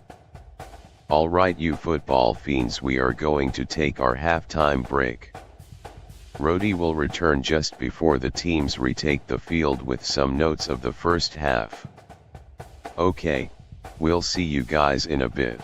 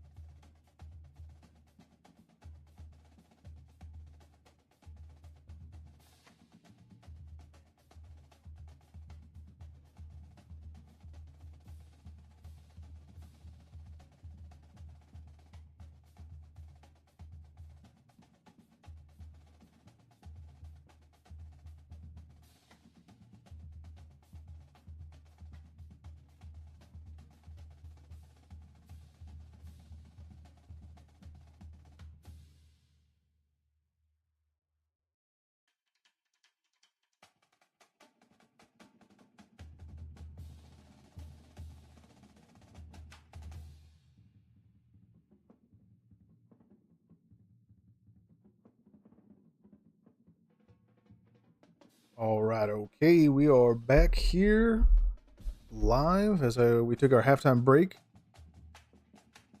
More than half of the games were at halftime. A few have come back, and there's already updates for you here. Ooh, let's have it a little bit nicer. There we go.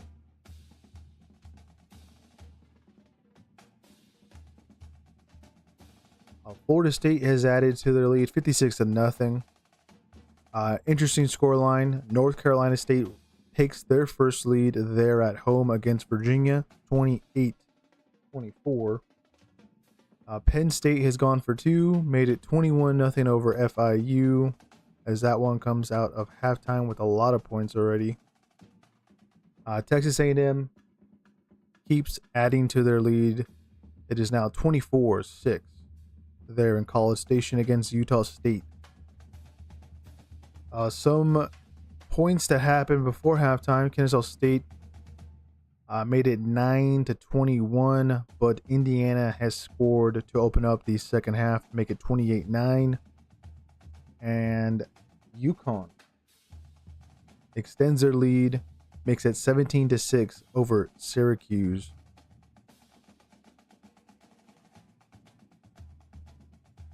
I believe that's the only updates we really have for you at the moment. I'm going to go look in for some scoring updates in terms of highlights.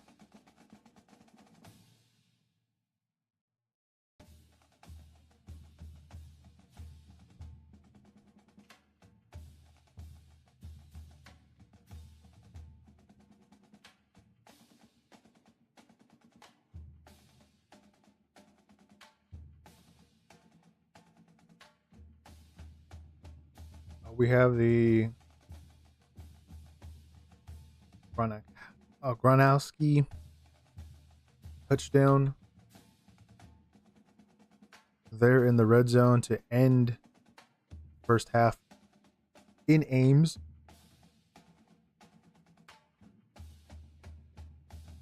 So we at least got two touchdowns. A lot of field goals already.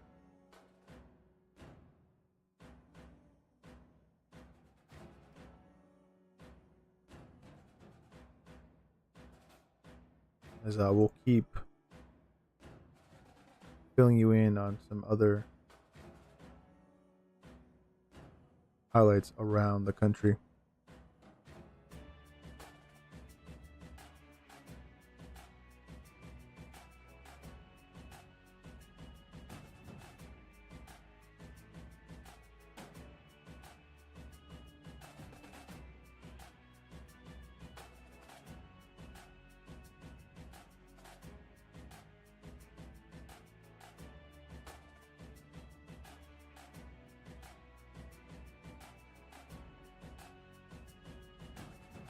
We have our first touchdown to show you for NC State on stream.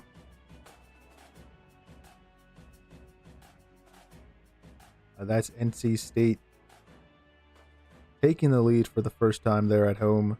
CJ Bailey gets outside the pocket, takes it himself, 28-24.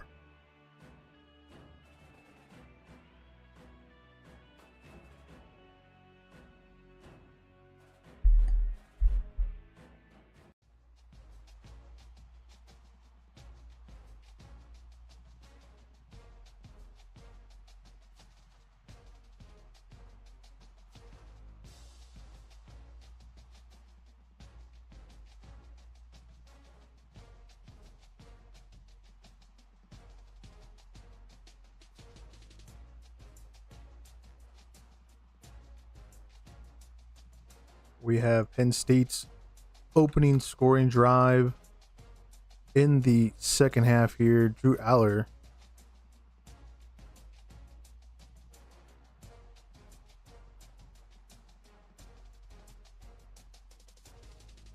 to Devontae Ross. They transfer in from Troy.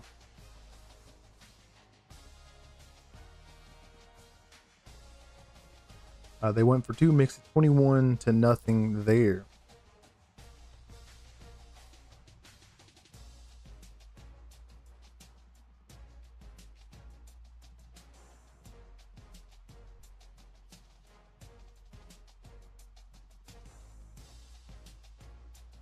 We have a touchdown there in Durham. Makes it a 1-point game. That was right before halftime. Illinois still leading, I think, at the moment. Oh, I guess the 2-point conversion for Penn State was no good. So that just 20-0 there. Called it back. Iowa is retaking the field here in Ames. Let's see how their halftime adjustments works out for the Hawkeyes. I gotta make a change to the scoreboard.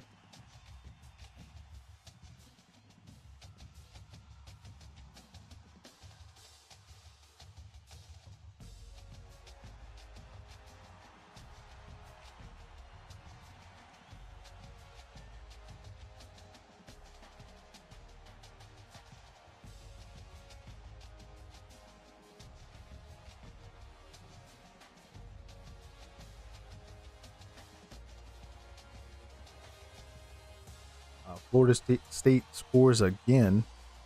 Now 63-0.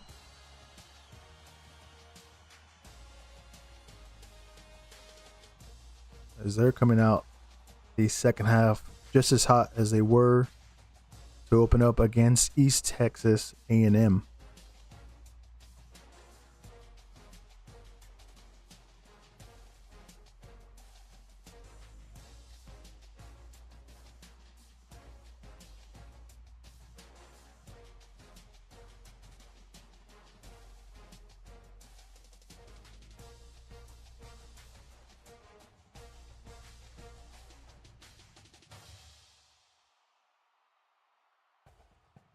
Virginia has responded.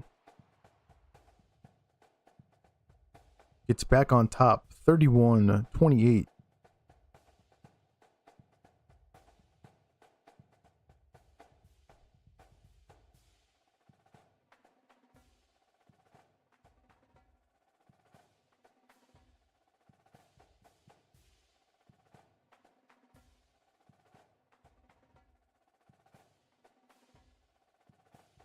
We have some delays for Western Carolina and Wake Forest. That was an 11 a.m. kickoff here on the West Coast. Would be, I think, 1 over on the East Coast. And then also Howard versus Temple has hit a delay. 2 different spots. One's in North Carolina, the other's in Philly. That's an interesting way to start those 2 off.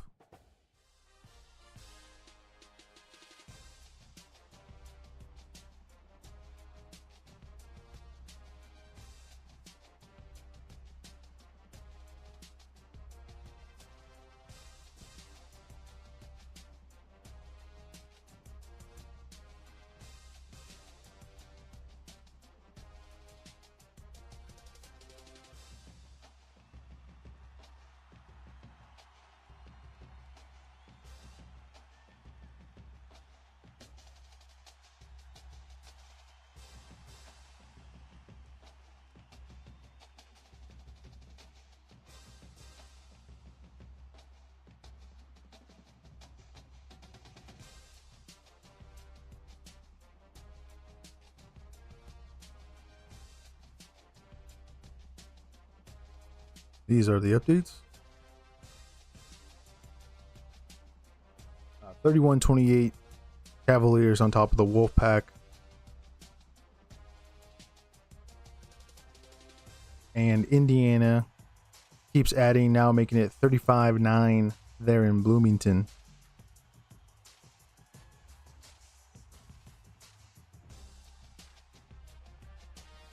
We have a tie ball game there in Dallas.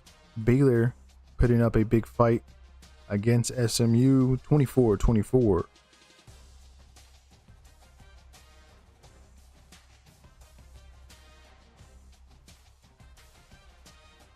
And the game in Raleigh has been now a back and forth to open up that third quarter with a lot of points. The Wolfpack retake the lead with a big touchdown there in the red zone. It is going to be 35-31, depending on that extra point.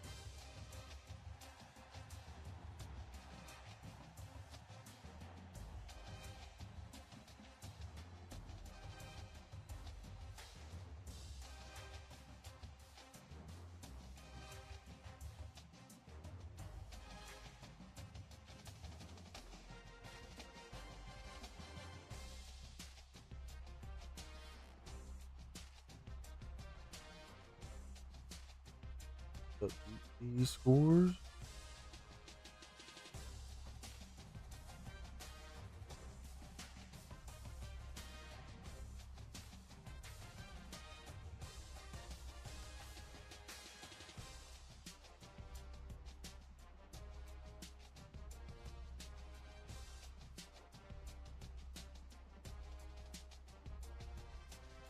We have a big 4th and short situation here in Ames.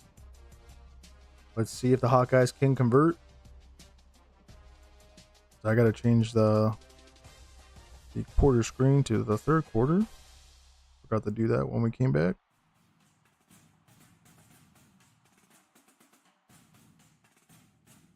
And it looks like Iowa picks up the first down.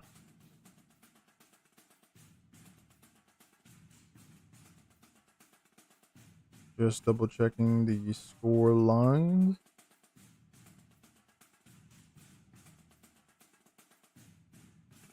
Before we put this big scoreboard on the screen here.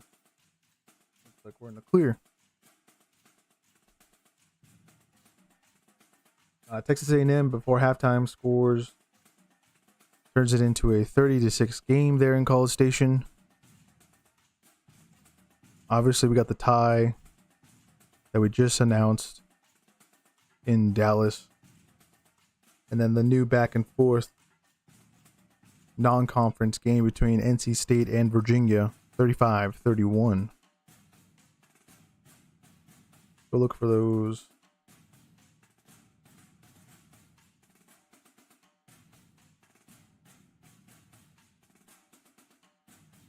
Highlights. We have a fumble in Austin.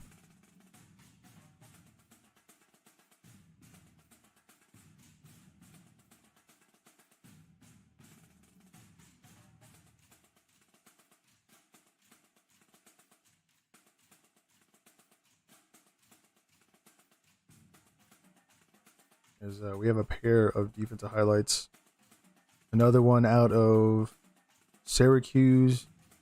And Jelly sacked again by Parnham.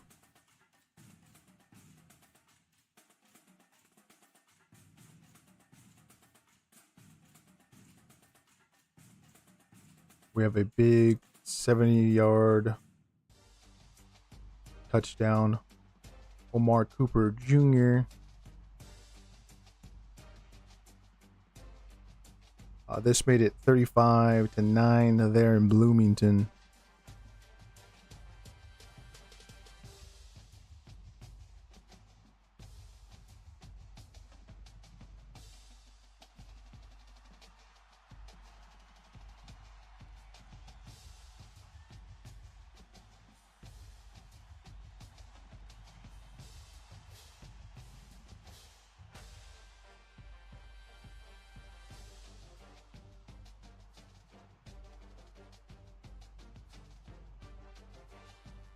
And Jamari Taylor with another touchdown that got the Cavaliers lead back, even though they lost it right after this drive with a field goal from the Wolfpack.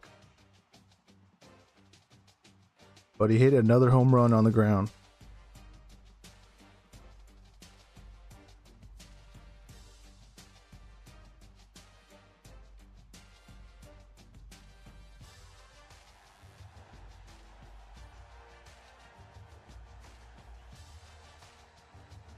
Another defensive turnover. Indiana on Kennesaw State.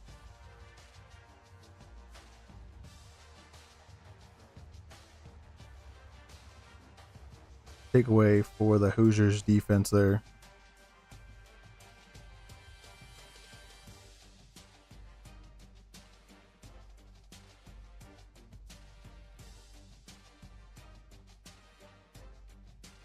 We missed this in the first half there in Happy Valley. Penn State's defensive lineman getting a big interception. That's 2 weeks in a row where a D lineman for the Nittany Lions gets an INT.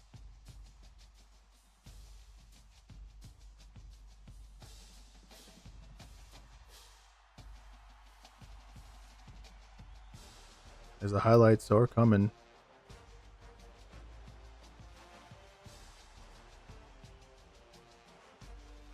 Another 4th down for the Hawkeyes. They are going to be settling for another field goal.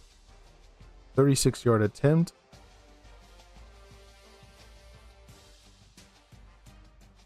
And it's good. We are all tied up here in Ames.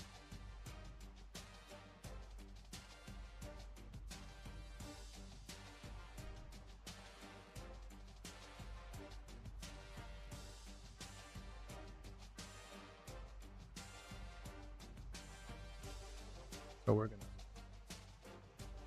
update the big board. I'm gonna double check for some other scores.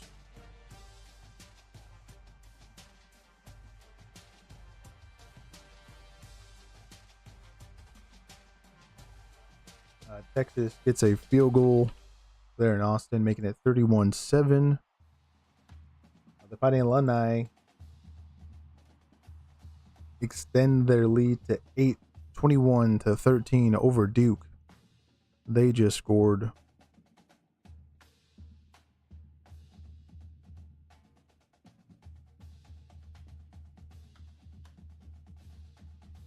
And Indiana scores once again 42-9 over the Owls.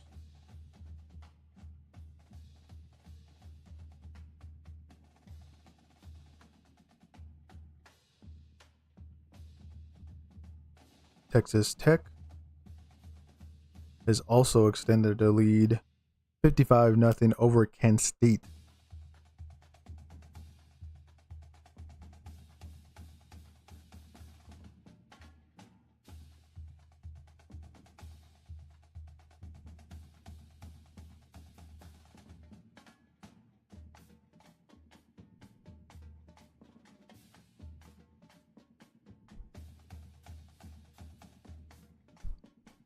Took an extra week for the Red Raiders to get their offense. Or no, sorry, the Indiana's offense to get rolling.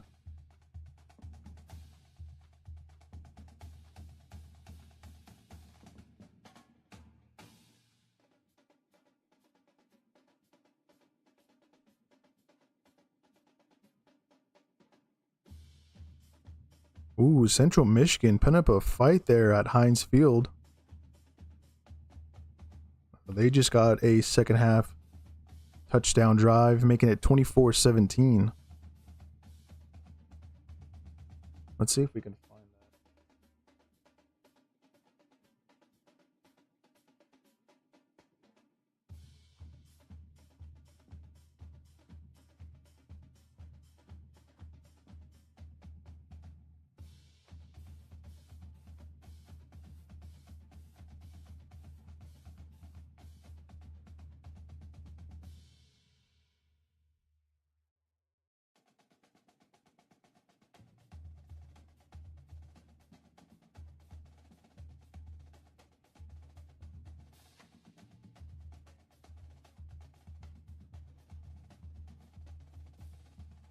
Nope, not seeing any triple walls.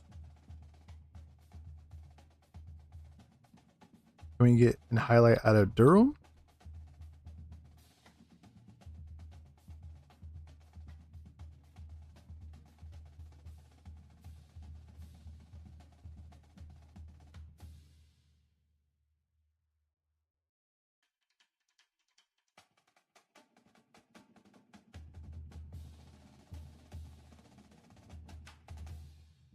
I don't have anything out of Durham, but we do have that field goal that was just made, 36-yarder, tying it up here in Ames.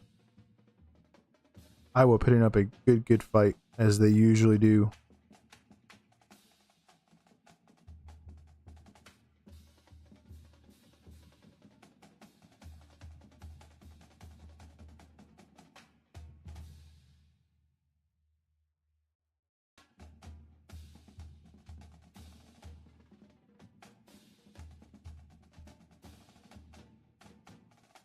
We have that missed 2-point conversion by Penn State. Came back. It was a clever pass to Drew Shelton, starting left tackle. But there was a penalty.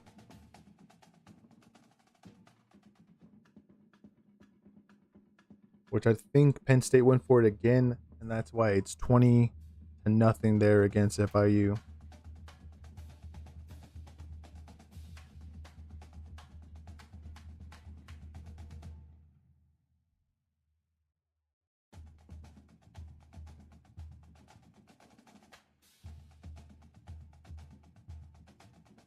Looks like we have a nice catch out of Syracuse. Maybe one of the few highlights we've seen for the Orange. Been mostly UConn. A toe tapper.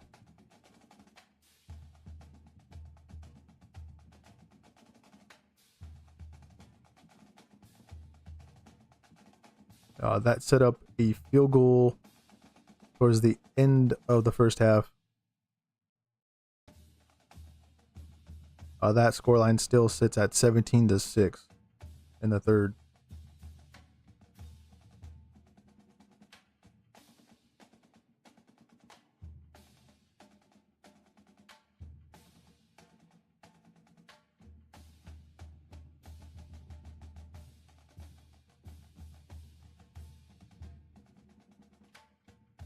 Ooh. Florida State has just hit 70 there in Tallahassee.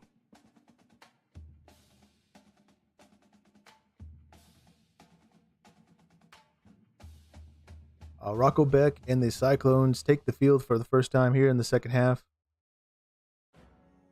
This drive starts on their own 3-yard line. Rocco Beck and Sama the third standing in their back end zone for 1st and 10.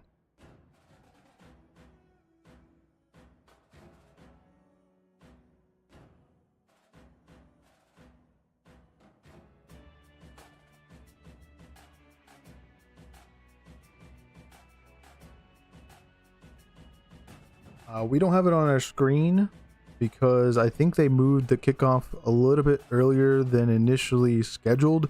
But Austin Peay versus Georgia has gone underway. We will have that on the bottom for score updates. I'm going to add it right now.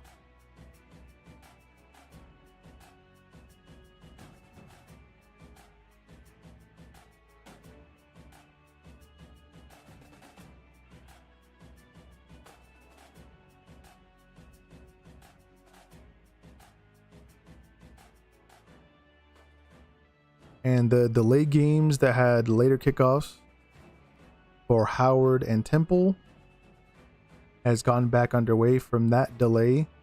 There's still a delay in Wake Forest versus Western Carolina at the moment.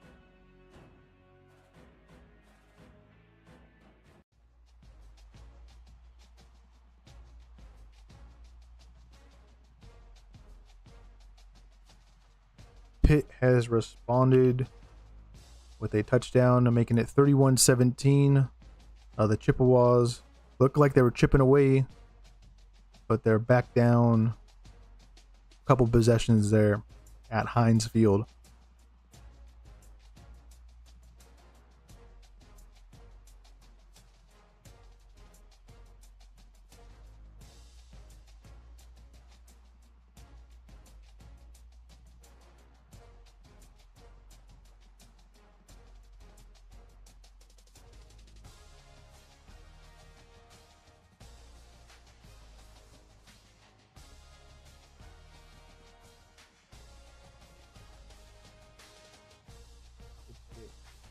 Update the big scoreboard.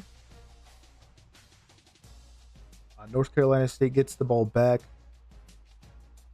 they'll be looking to add to their lead as it's 35-31. Nice comeback there in Raleigh.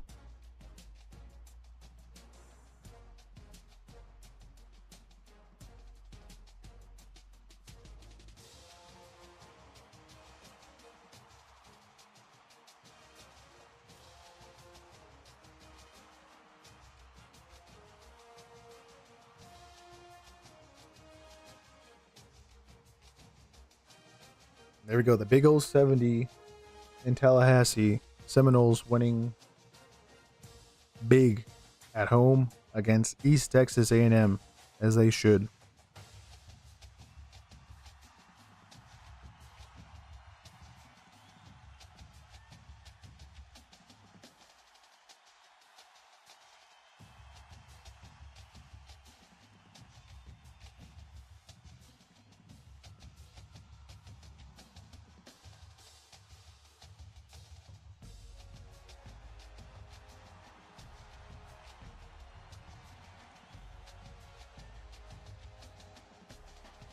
I thought Minnesota would have got the 70 before Florida State, but the Gophers scoreless so far. Going in. Oh no, they did score a touchdown. Never mind. But it seemed like they were going to score at least 70 before Florida State did. But the Seminoles beat them to the punch, as both of them taking on an FCS opponent there. I think we got all the score updates, so I'm going to go look for some more big moments.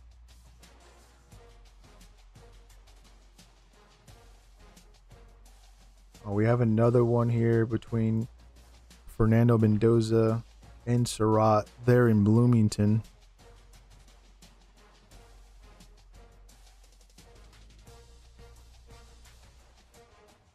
Wide open. That made it 42-9.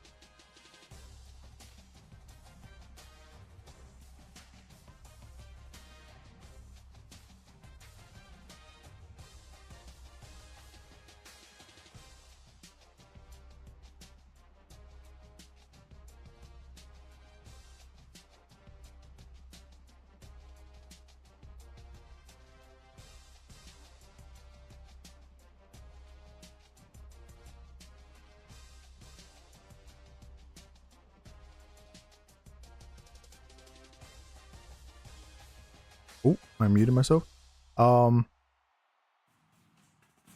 Nothing new. I think we just showed off that Kevin Jennings highlight.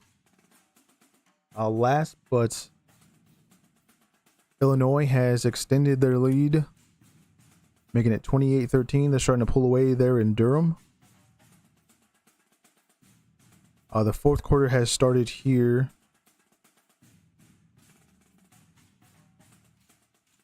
For our main game, Jacksonville State got themselves a field goal. Makes it 17-7.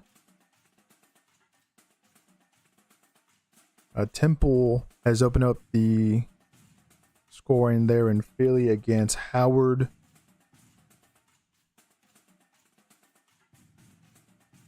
As the bottom scores are the most updated at the moment. Gonna change the quarter real quick.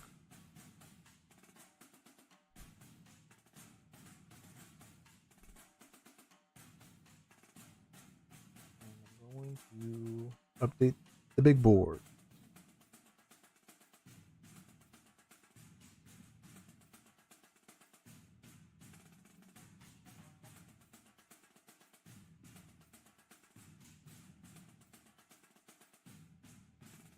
Still 24-24 between Baylor and SMU.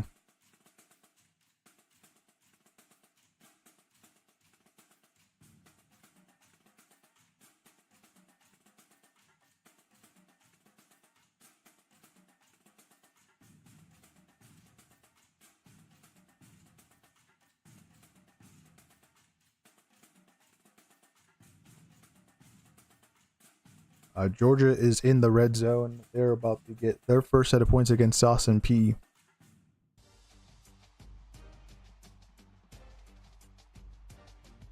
Now the Cyclones are past the 50. This is their best. Oh, incomplete. I was going to say their best drive here in the second half. Now they started on their 3-yard line. Push up the field pretty well. Unfortunately, have this big third down pass fall incomplete. They're technically in field goal range. And they are actually going to punt it.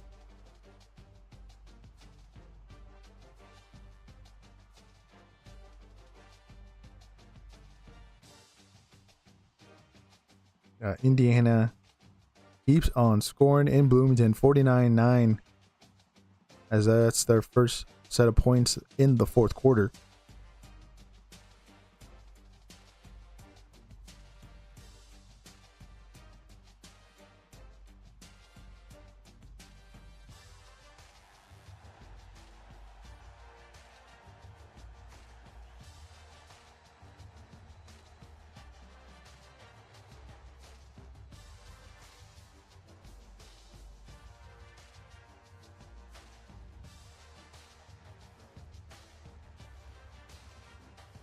Let me get that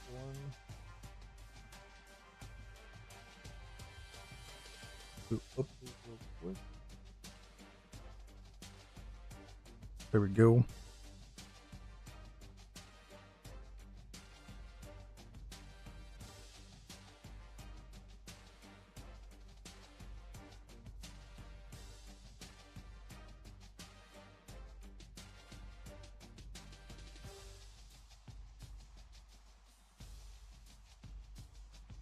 Ooh. There's been a lot of insane plays from Kevin Jennings there in Dallas. Got tripped up by a referee in the first half.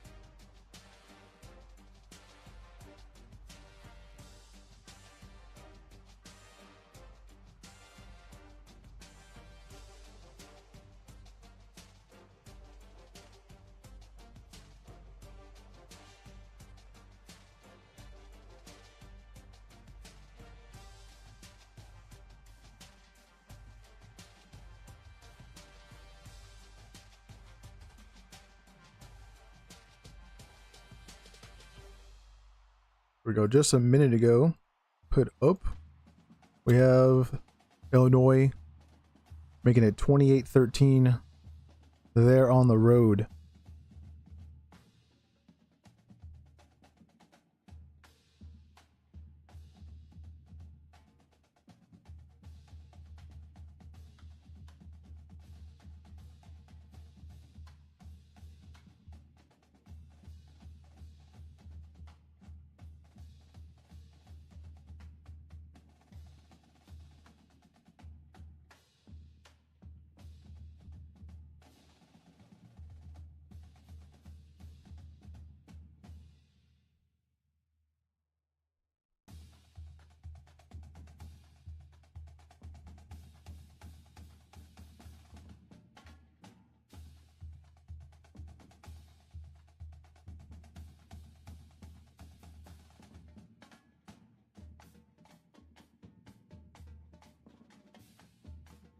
Georgia has just scored.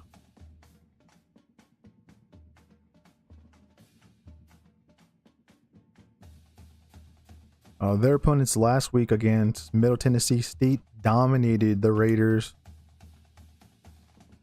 I don't think that's going to be happening against the Bulldogs for sure.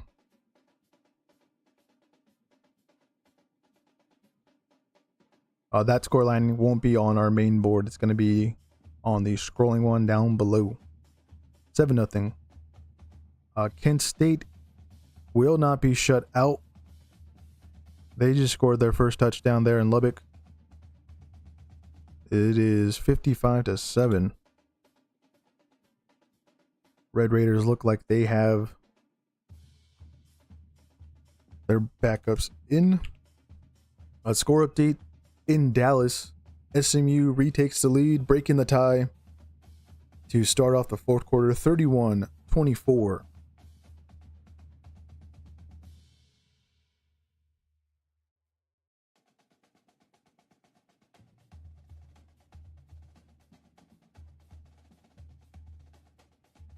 And Duke has gotten himself a touchdown in the second half. They go for two, and that attempt fails. 28-19. We're going to update the main board real quick.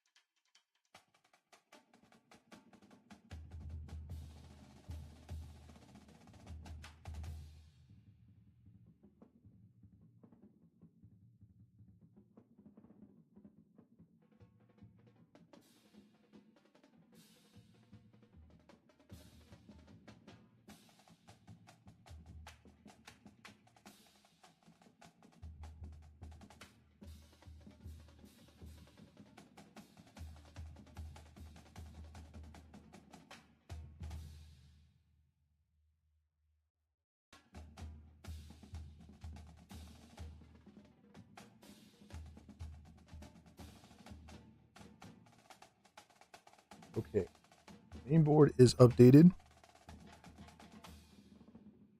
Liberty has gotten themselves a field goal, making it now a one possession game against them in Jack State. Duke scoring there, making it 28-19. They're putting up a good fight at home.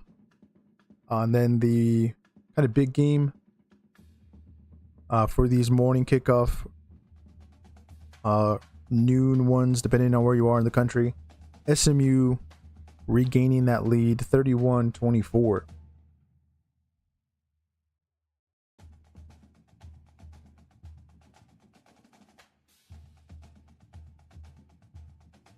Pitt has also added to their lead. It's now 37-17 at Heinz Field against the Central Michigan Chippewas.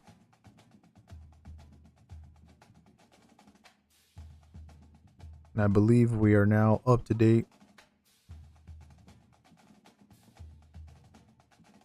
Oh, nope, never mind. Spoke too soon there. Texas has scored again there in Austin against San Jose State.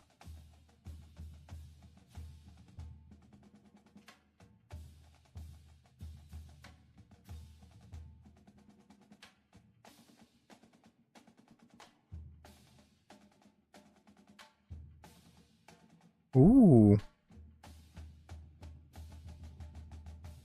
East Texas A&M. They won't be shut out.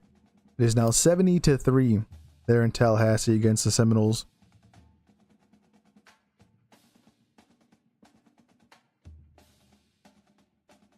The goose eggs are disappearing.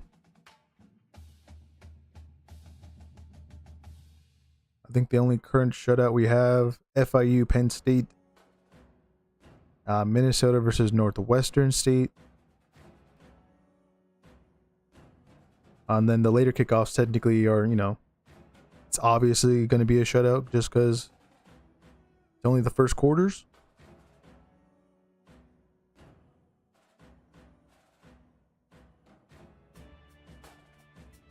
Let me get the big board updated.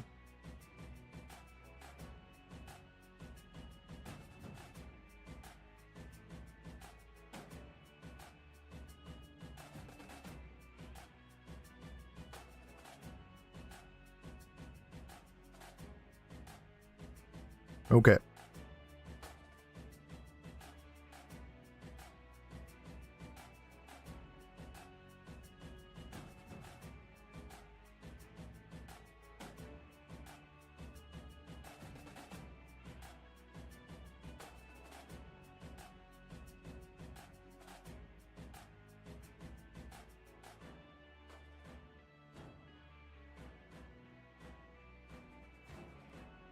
Third and 2 here in Ames.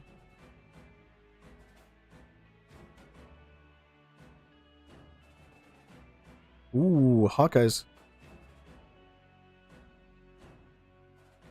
Try to throw a deep ball. Gronowski technically overthrows it, but it looks like it's going to be pass interference on the Cyclones.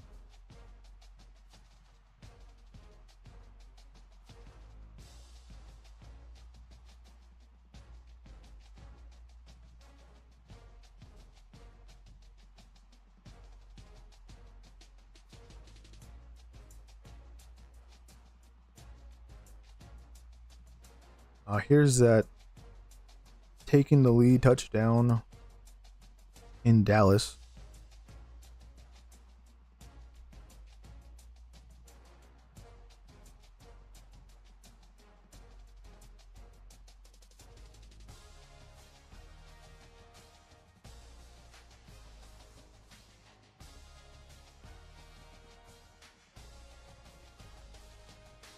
A lot of big plays for SMU today.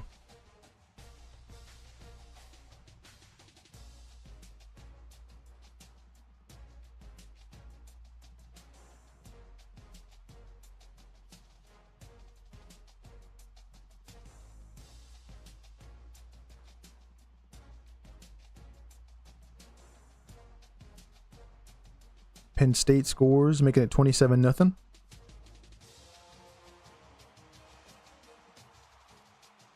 The Fighting Illini are in the red zone. They should be extending that lead.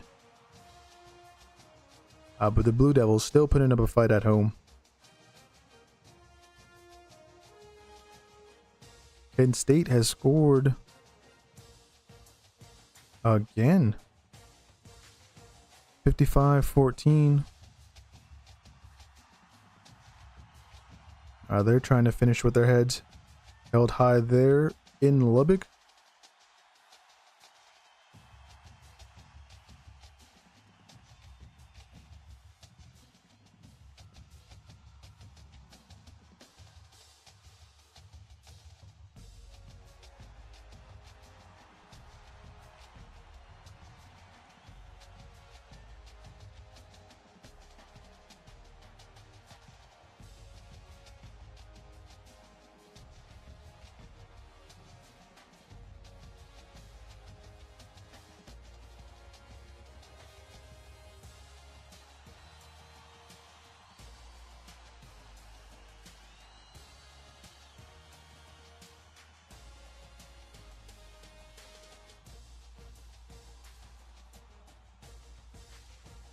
We have a touchdown run from Texas quarterback Arch Manning.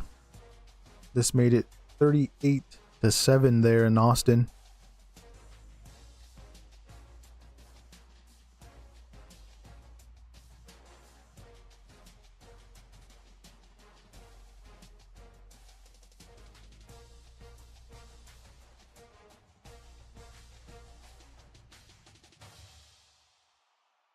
Ooh.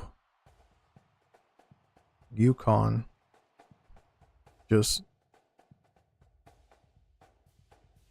swallowing Angeli, the Syracuse quarterback, constantly today. And that's going to be another big one on a big down for the Huskies. Still 17-6 there.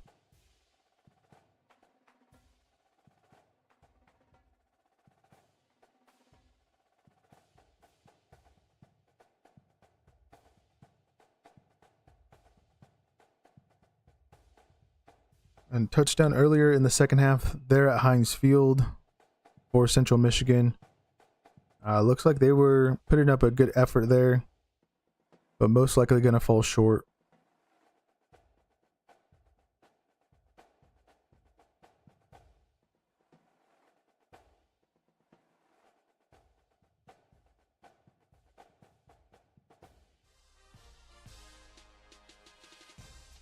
We have another touchdown to show out of Raleigh. This is NC State regaining that lead to make it 35-31.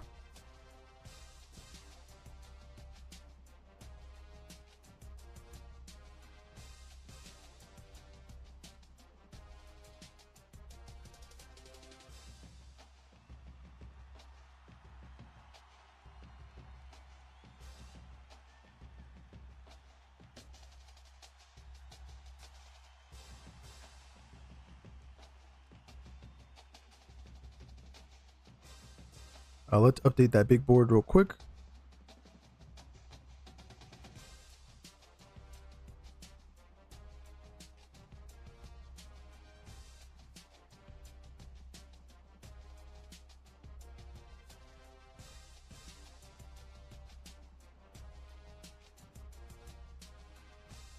SMU scores again, making it 38-24.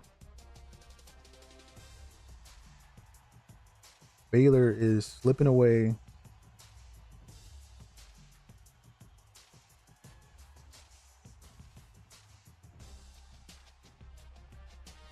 Virginia has the ball back. They have a big drive to try and get a big win on the road.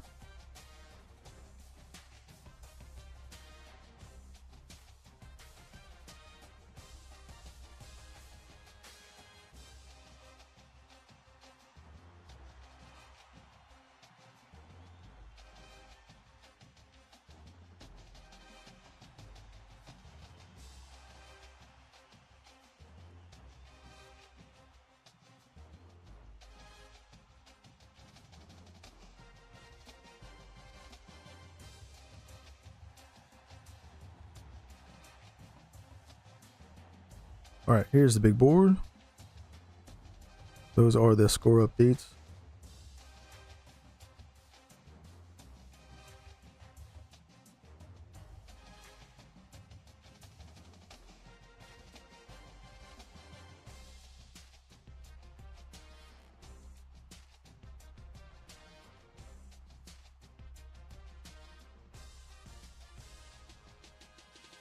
Syracuse has scored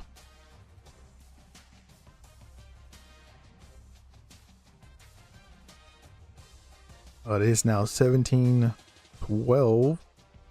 They failed their 2-point conversion. Still a 1-possession game. Then Temple added to their to their opening 7-0 lead to make it 14-zip over Howard.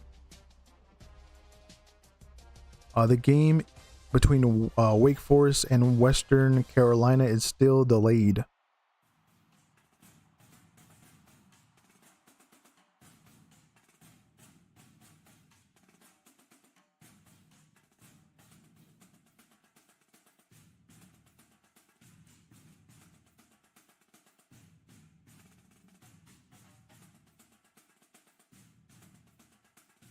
Oh, we have a nice fake reverse play there in Durham to show.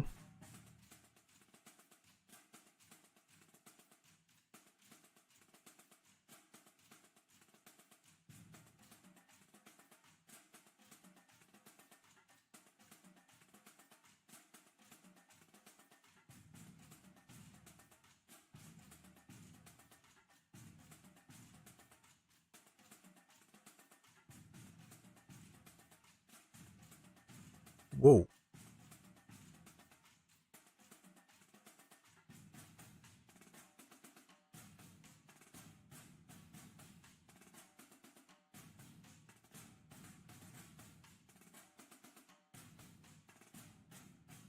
Another touchdown out of Bloomington.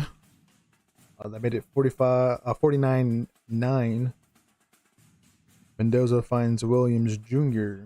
this time around.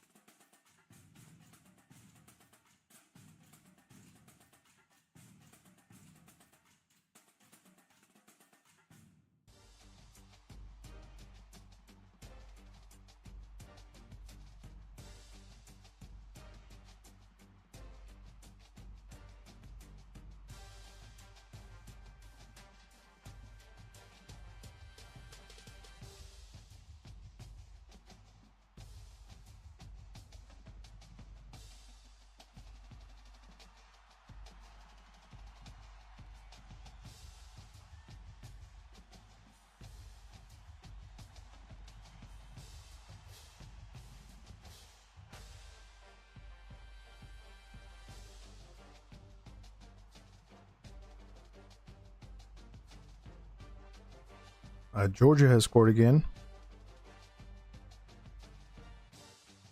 And Penn State.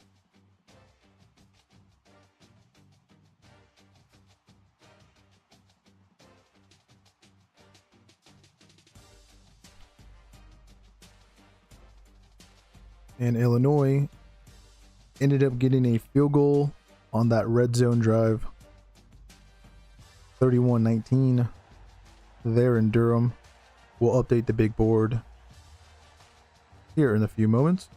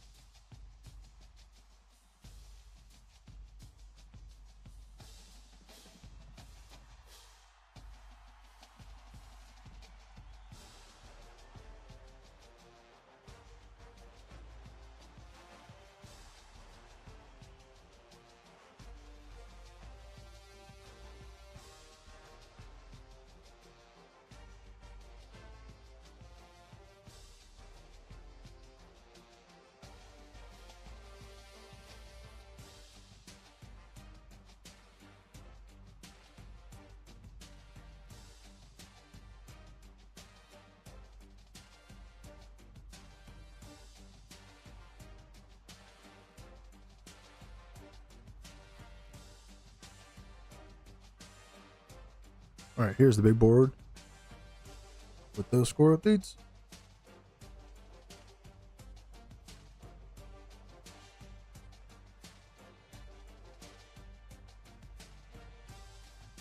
This game in Ames, it looked like it's going to be scoring under its predicted total score number. I think it was like 41 points. We're sitting at 26, so it's well under there. It's going to be even less than last season's encounter over in Iowa City, as the 6-minute mark is about to hit. Score updates that we just put on the big board: 77-3. East Texas A&M did score their first set of points, not getting shut out, but it is unfortunately 77-3 there in Tallahassee. The Fighting Alumni got that field goal that we mentioned. SMU looks like they're going to be getting their first win over Baylor for the first time since 1986. Indiana scores again, 56-9. Also, Texas Tech scores. And well, apparently Kent State also scored there. I got to update that. But that should be 62-14 at the moment.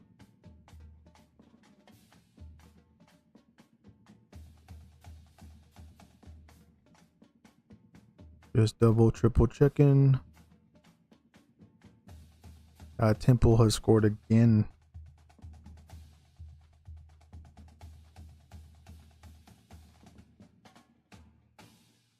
Burkle, tied in for Iowa, gets a big reception or a big first down.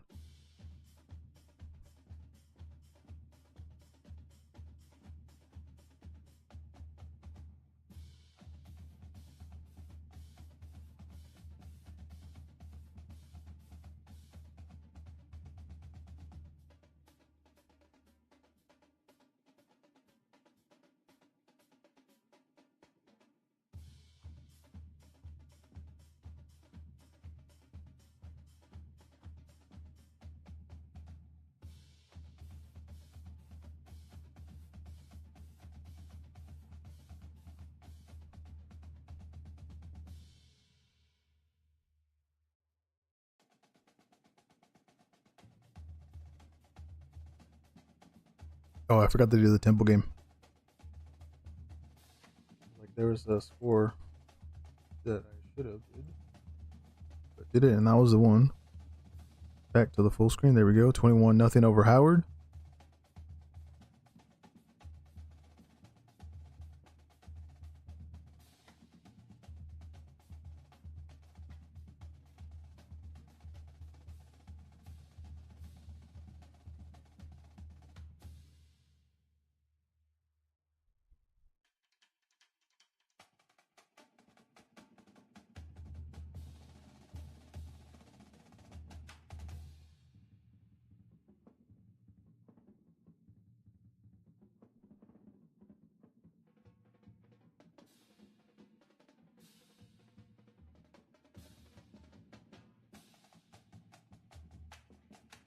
Burkle, the tight ends for the Cyclones coming up clutch. Again, in our previews, we were talking about Brahmer and Burkle.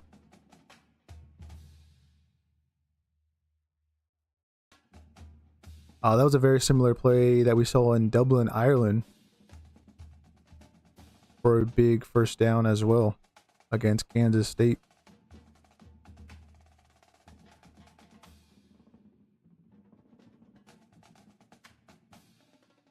Here's that catch already on the same drive.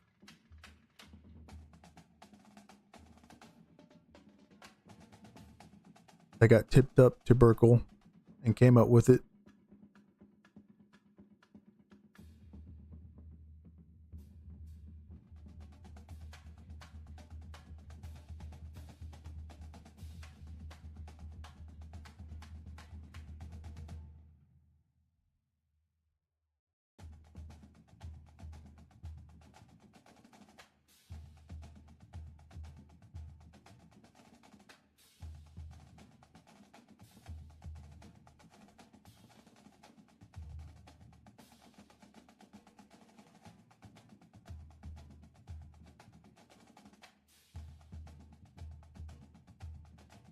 We have a big home run play from Katron Allen at Penn State.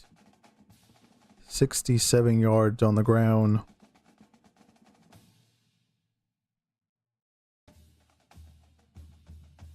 The game in Ames is hitting its 2-minute timeout.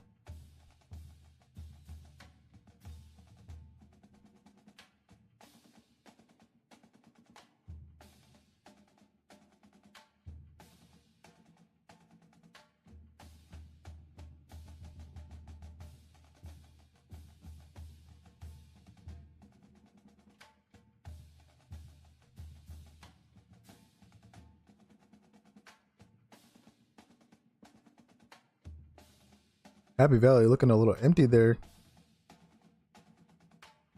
Here is a nice play for Pitt.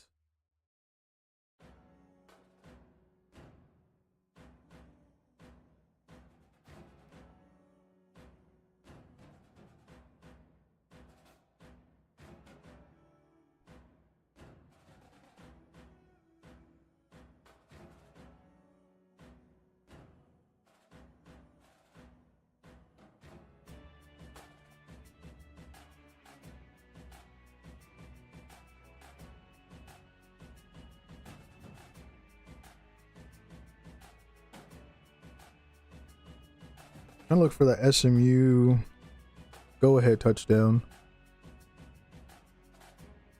It is not showing its face. Yeah, it definitely isn't.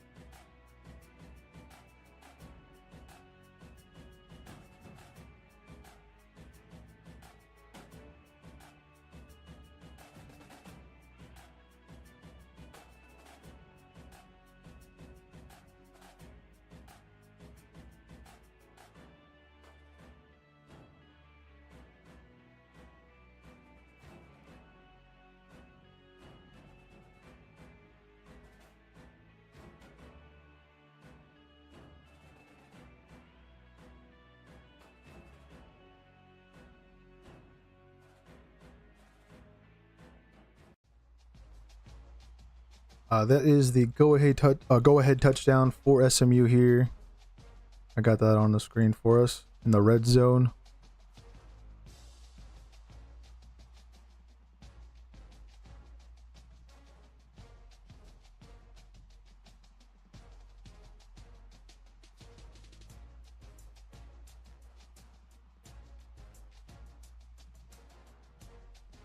And we have a strip sack. We have a lot of defensive highlights for this early kickoff games. Almost a touchdown. Just short, but still just as impressive. Setting up the offense to make it 34-0 after that.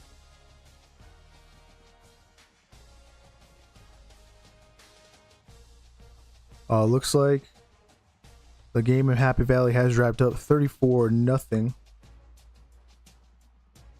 And that game in our picks comes in as showing us that we were right, but that wasn't going to be hard to prove anyways.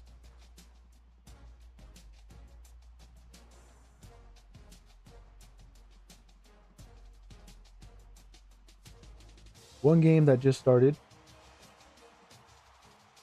over in Albuquerque, the final game on the board between New Mexico and Idaho State has gotten underway.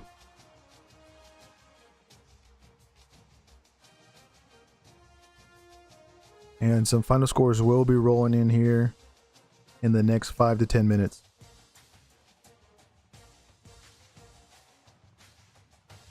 We'll keep it locked in on all those updates when they happen. Baylor not going away. They have scored once again, making it 38-31. Still down by a touchdown. And Illinois looking like they're going to be wrapping it up. They got the ball. 9 minutes left. We have a big field goal. 4th and 7, 54-yard attempt for Conradi here in Ames. Can he give the Cyclones the lead? Looks solid. And through 16-13. Iowa State regains the lead.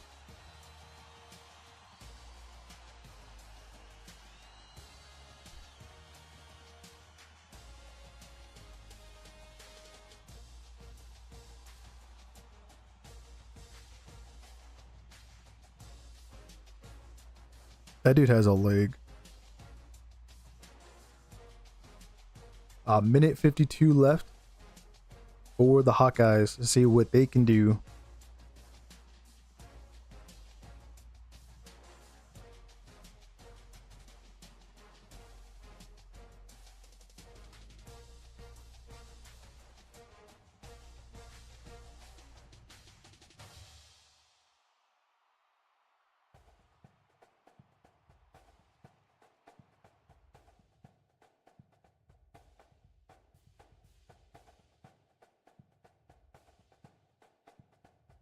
Central Michigan versus Pittsburgh has wrapped up 45-17.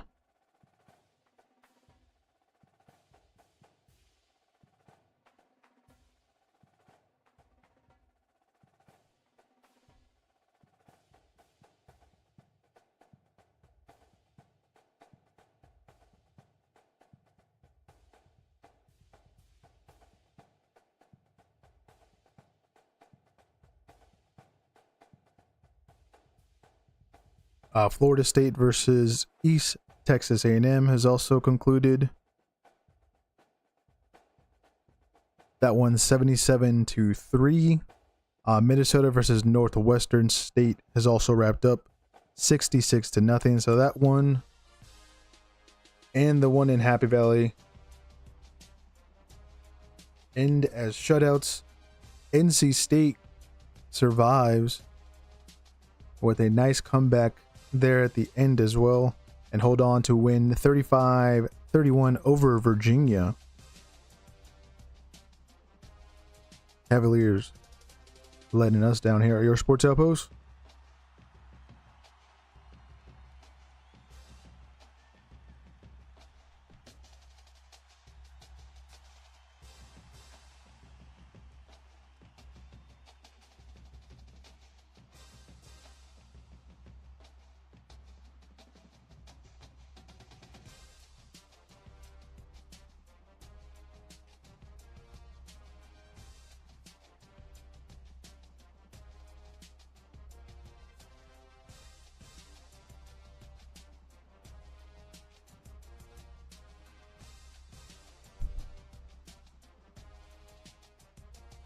So the next game that's going to wrap up is our main game, and then the one over in Dallas. There's about 2 minutes and 18 seconds left between SMU and Baylor. Also less than 2 minutes, you got Texas Tech and Kent State. And then there's less than a minute between Syracuse and UConn, and the Orange had just scored a game possibly winning drive, making it 18-17 at the moment. They gotta wait for that extra point to come in, but I'll at least update the bottom. That is an impressive comeback. They were so sloppy in protecting the pocket, and that'll be a disappointing win for the Huskies there.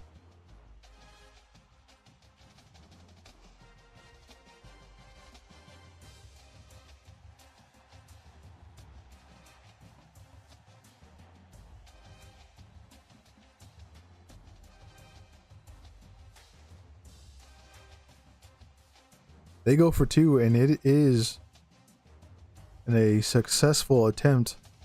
It is now 20-17. That at least gives them that cushion if UConn were to make a field goal with 48 seconds left there.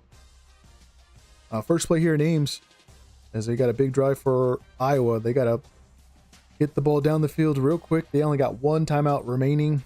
Iowa State has all 3 timeouts.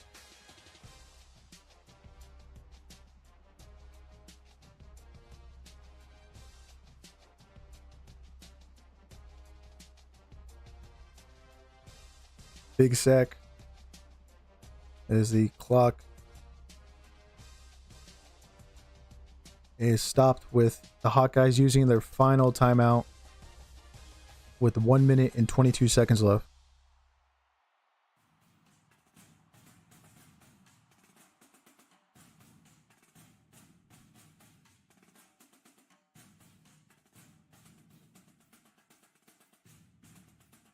We have Temple's first touchdown between them and Howard.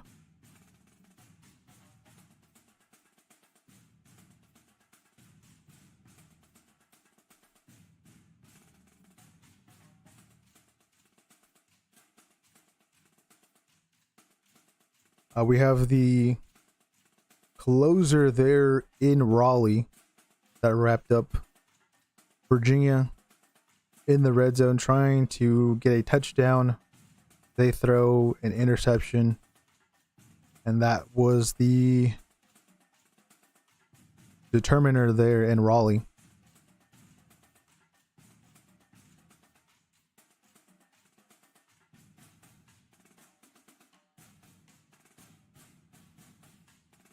Third and long. Here in Ames, a minute, 23 seconds left.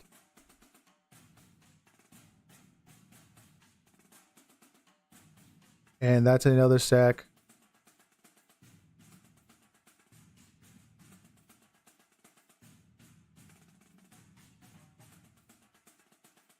Jack Trice is rocking.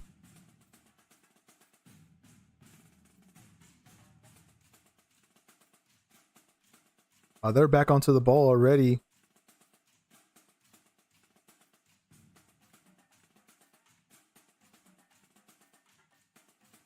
Incomplete. Fourth down. The game here in Ames is going to wrap up 16-13. Cyclones will make it 2 in a row and end the streak of either team beating each other on their home turf. I think for the first time in a while, actually. We do have that now game-winning field goal to make it 16-13 Conradi, 54 yards out.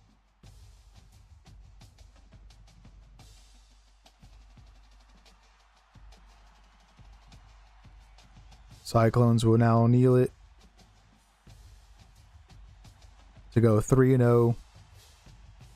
Get a big win over a Big Ten foe there and their in-state rival as well.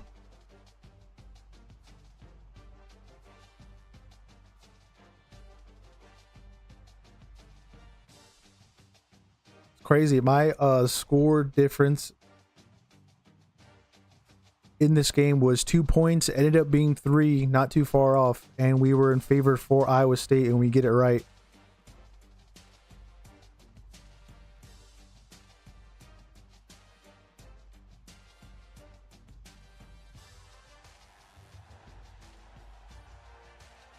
If I'm not mistaken, I think the one between SMU and Baylor is still going.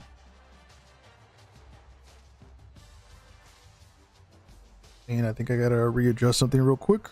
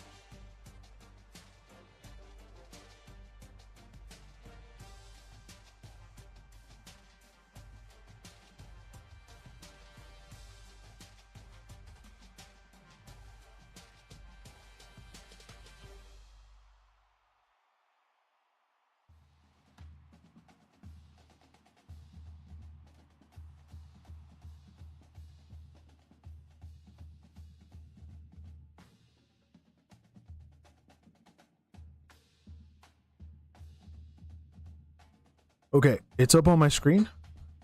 38-31. Baylor is at the halfway point of the field. As my signal keeps cutting in and out. It's fine. It'll recapture.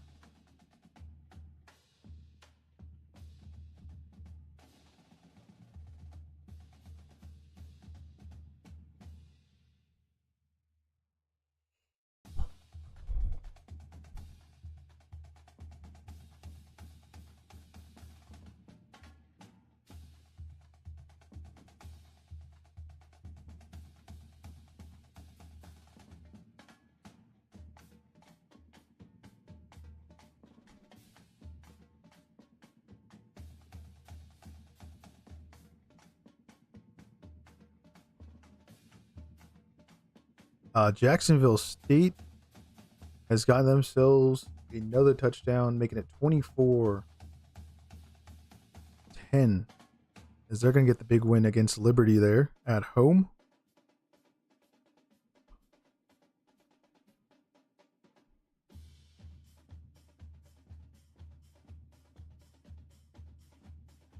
UConn is driving. It looks like they're going to be in range for a game-tying field goal to send it to overtime there against Syracuse.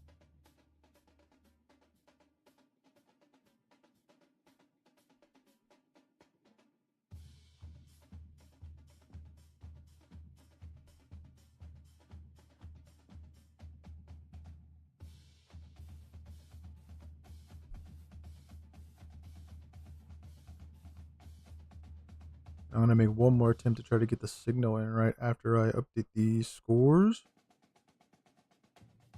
Click on the big board.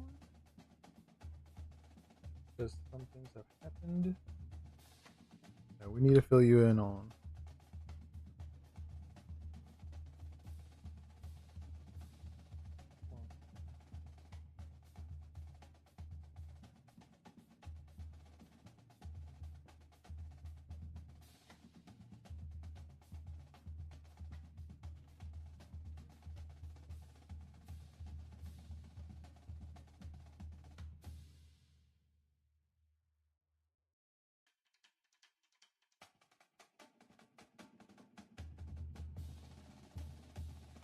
Ooh, wow.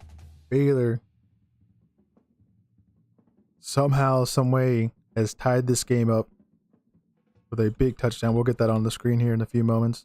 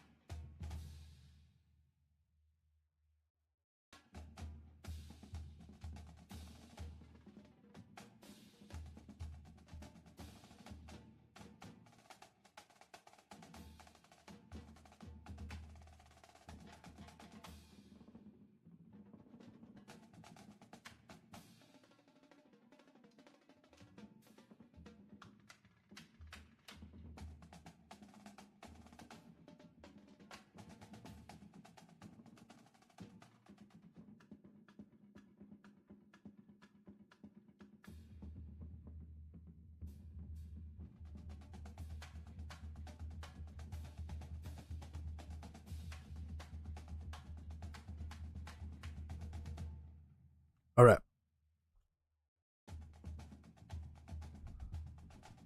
Let's update that score because it's now 38-38 there in Dallas.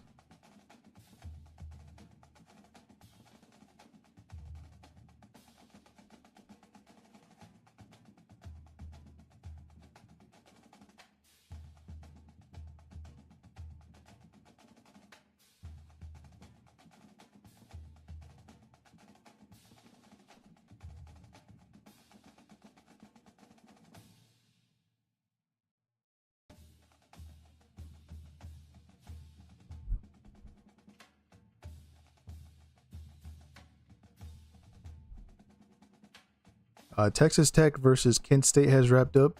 62-14 is the final score there in Lubbock.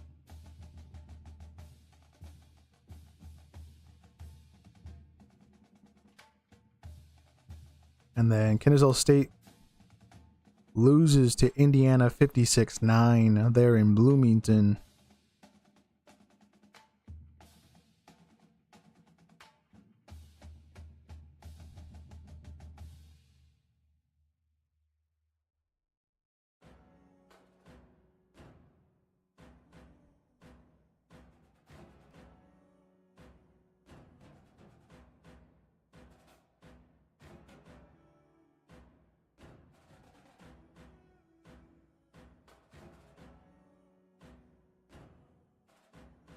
SMU is moving the ball down the field somehow, some way. Gonna look for that big touchdown that we just saw.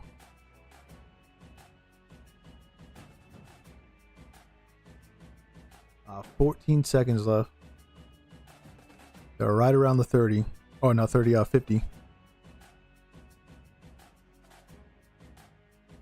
Here's that game tying touchdown for Baylor.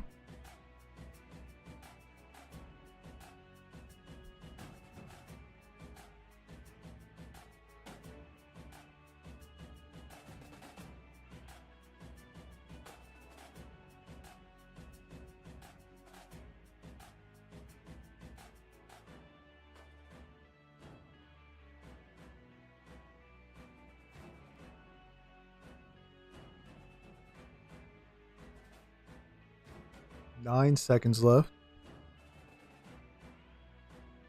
with that completion.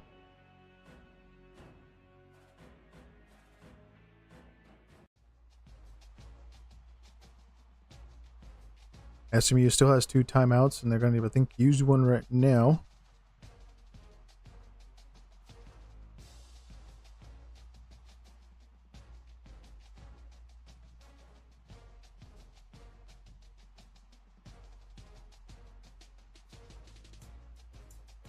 And UConn has tied it up before the end of regulation. That is now 2020 between them and Syracuse. That one's going to overtime.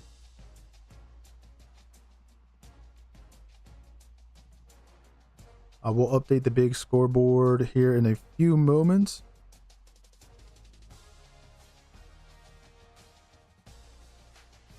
Illinois scores again. They have now run away with that one there in Durham. 45-19 now.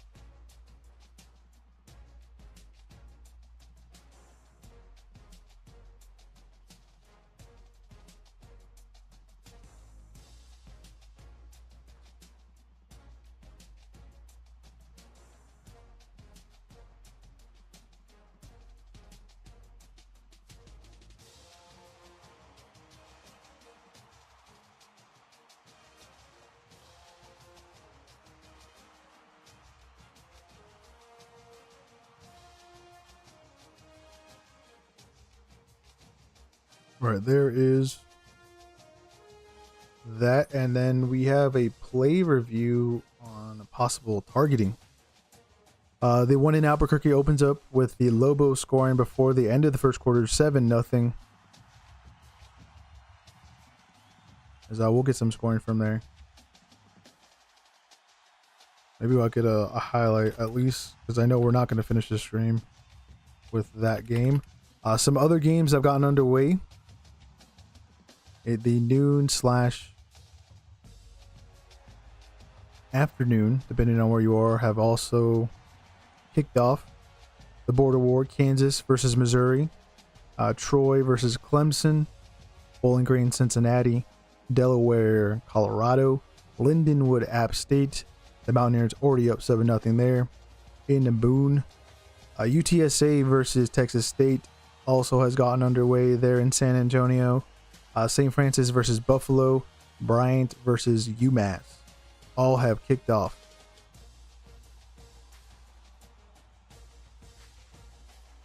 We'll stay live until the end, I think, of this Baylor SMU game. It's like I gotta continue to fix this signal here, unfortunately, but let me see what I can do.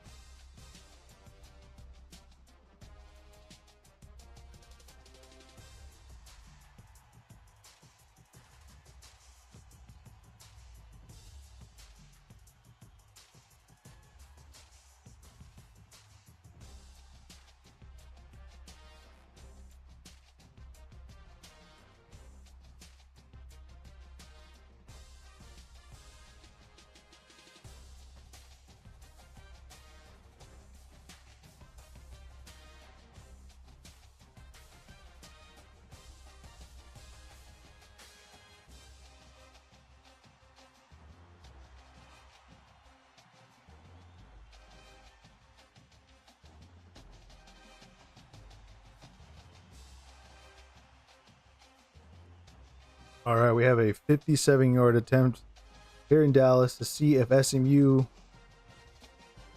could win this, but it looks like Baylor uses their final timeout to ice the kicker. It is also wrapped up over there in Austin between Texas and San Jose State. 38-7. Longhorns win at home for their first here in 2025.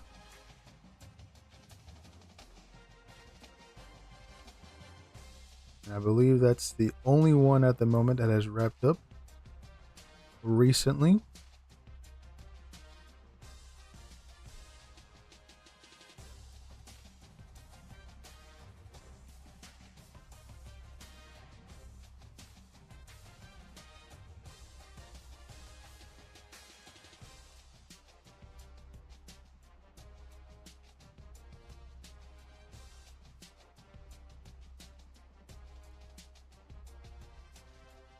No good.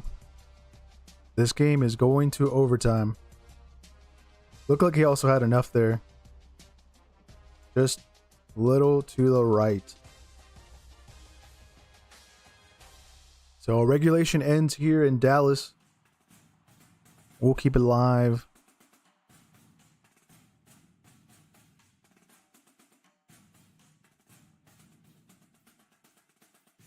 And if I'm not mistaken, Syracuse has just won there at home in their overtime encounter with UConn. Double checking the play-by-play. No, it's not giving me that at all.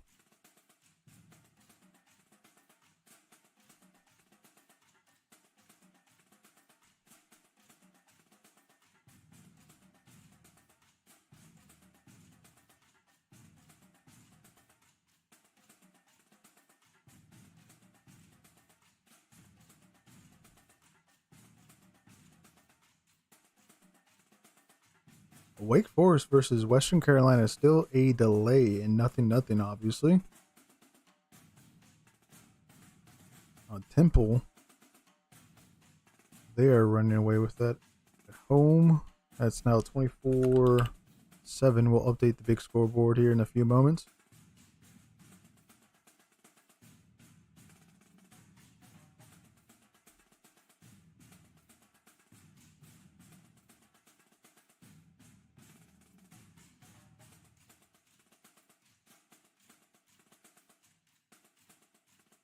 There we go.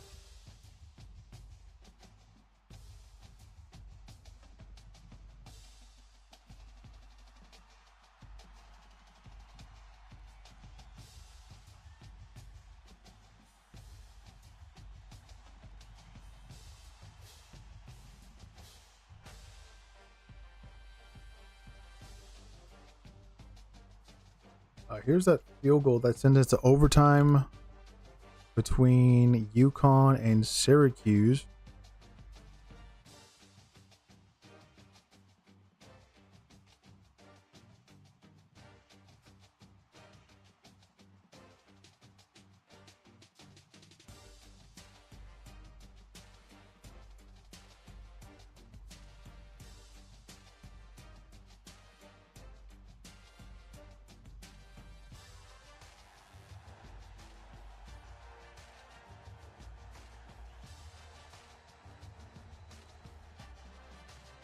Ooh, Channel 2 is going to be lit between Oregon and Oklahoma State. Hopefully, they actually have that game on there and don't give me some like Charger Bolt thing.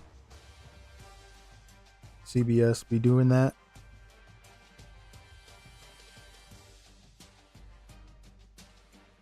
And then Ole Miss, Kentucky also starts here in a few moments. Or should have started at least on paper.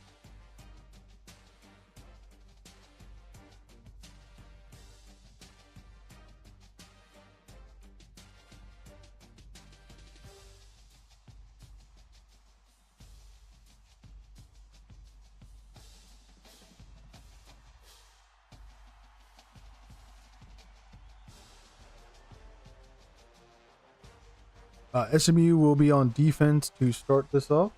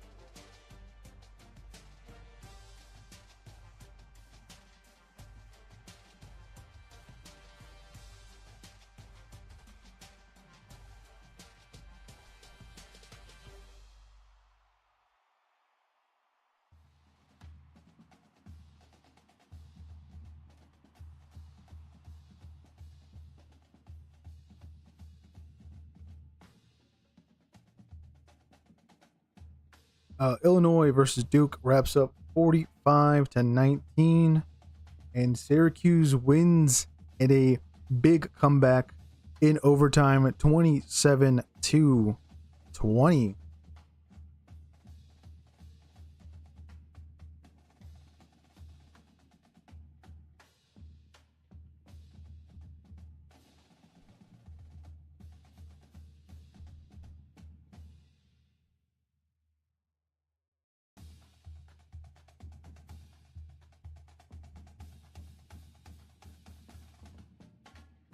Pass interference here in overtime.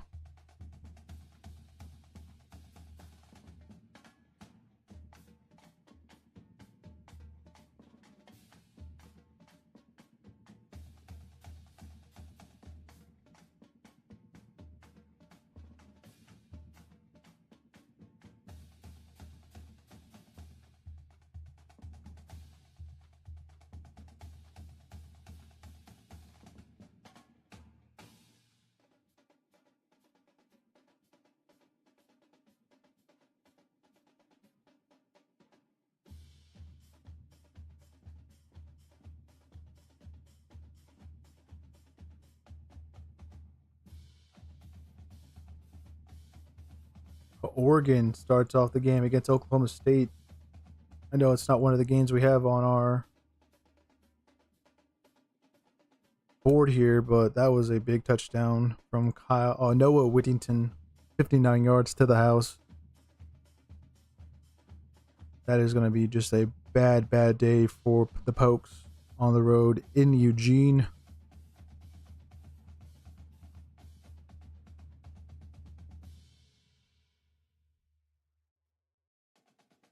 Baylor has just scored on their opening drive in overtime.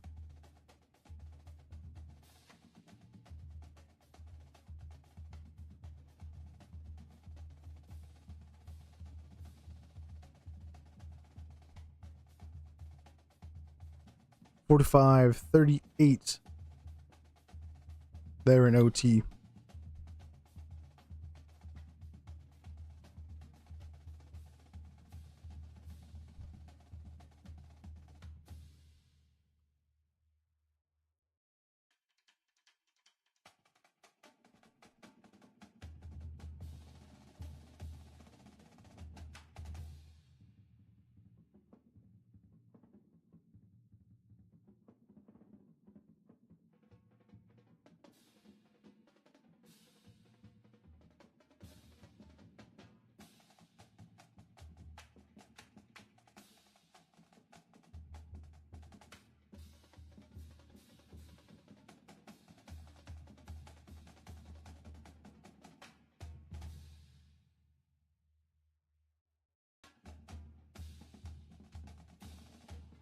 And SMU has scored.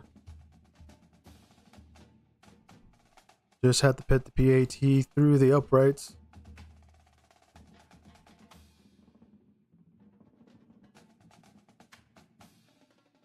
Gonna do the big board here in a few moments.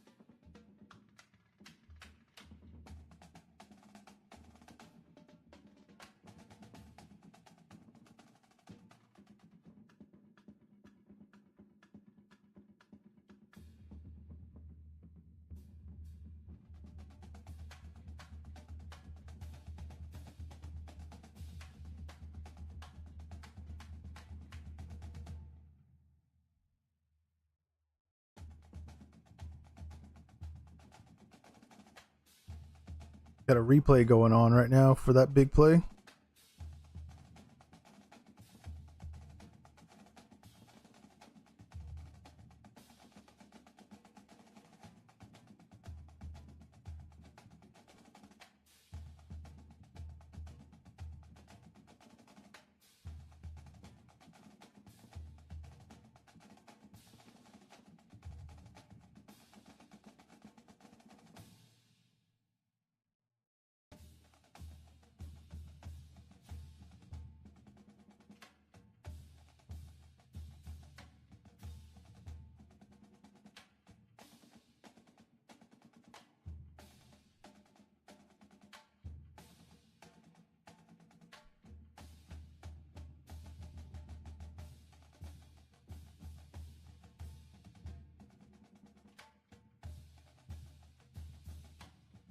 Call stands. You just gotta wait for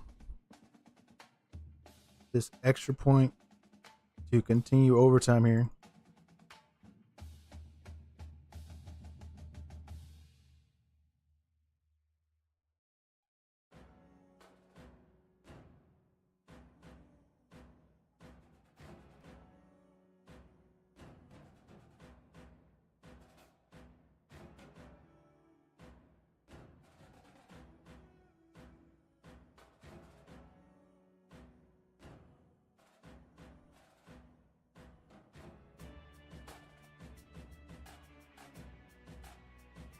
We have the game winner for Syracuse in overtime here.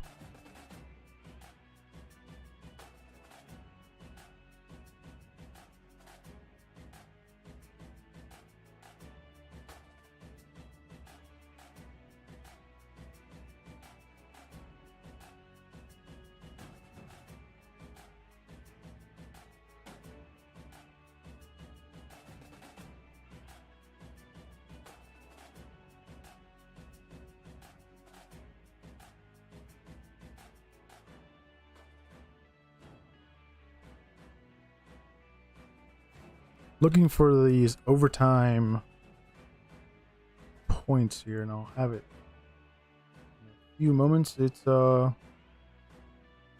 at least I literally just got the SMU one queued up. It is 45-45.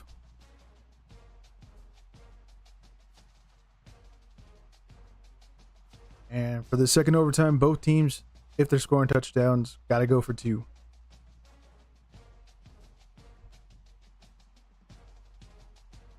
Our main game that we had on this screen most of the time. Here is the Cyhawk Trophy. Staying in Ames.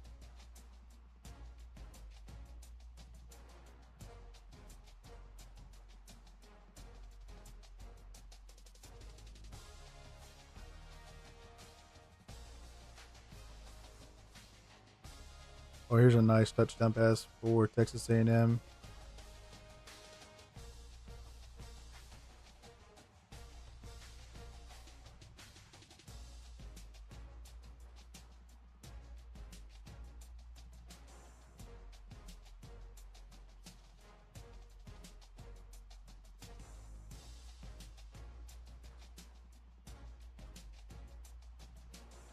Hey, we got a touchdown in Albuquerque.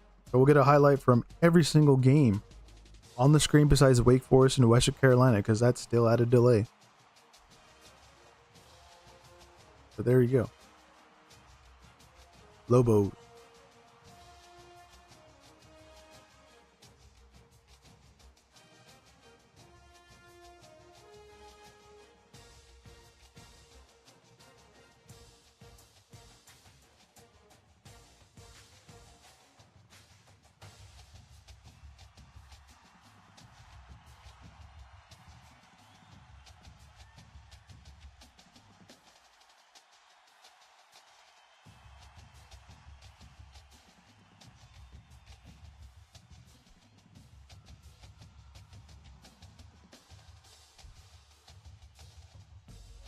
Okay.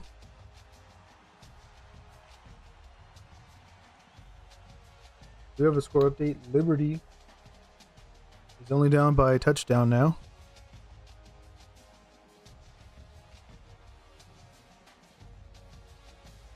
SMU's forced to settle with a field goal.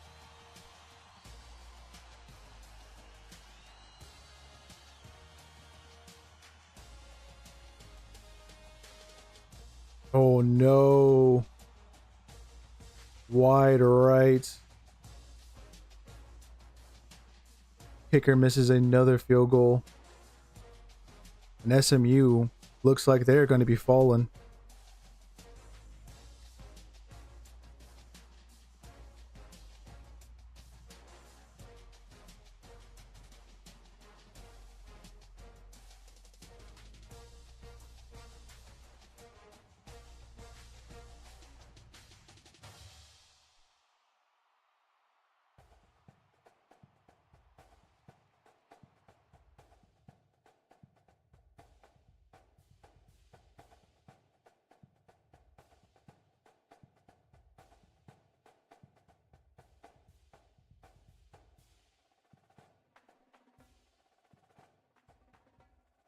Baylor just needs to score.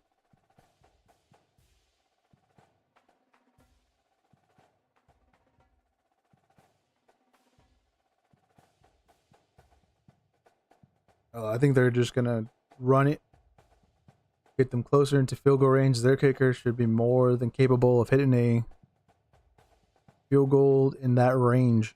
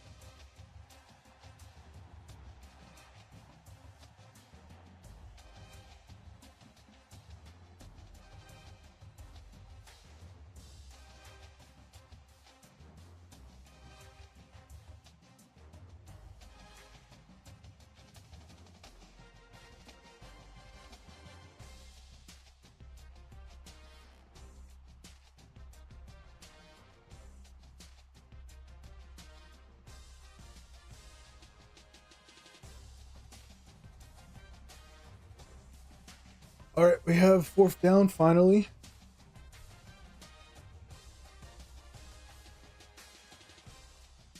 As a lot of the noon/afternoon games have gotten underway, this one's about to wrap up here, hopefully with a game-winning field goal. If not, we're going to third overtime.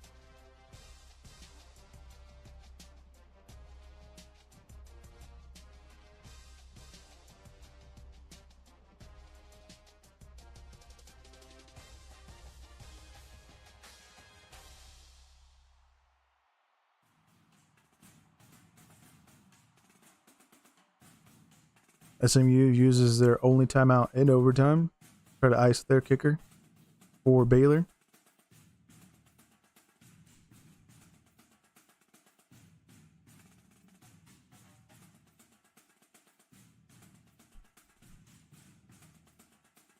Looks like more scoring there between Jacksonville State and Liberty.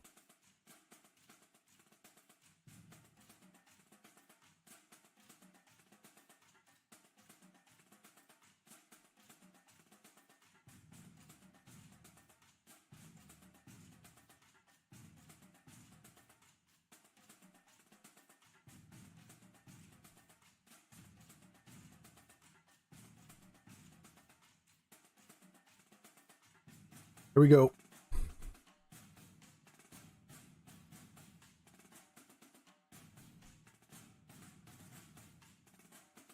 And it's good. Baylor comes back and wins in overtime.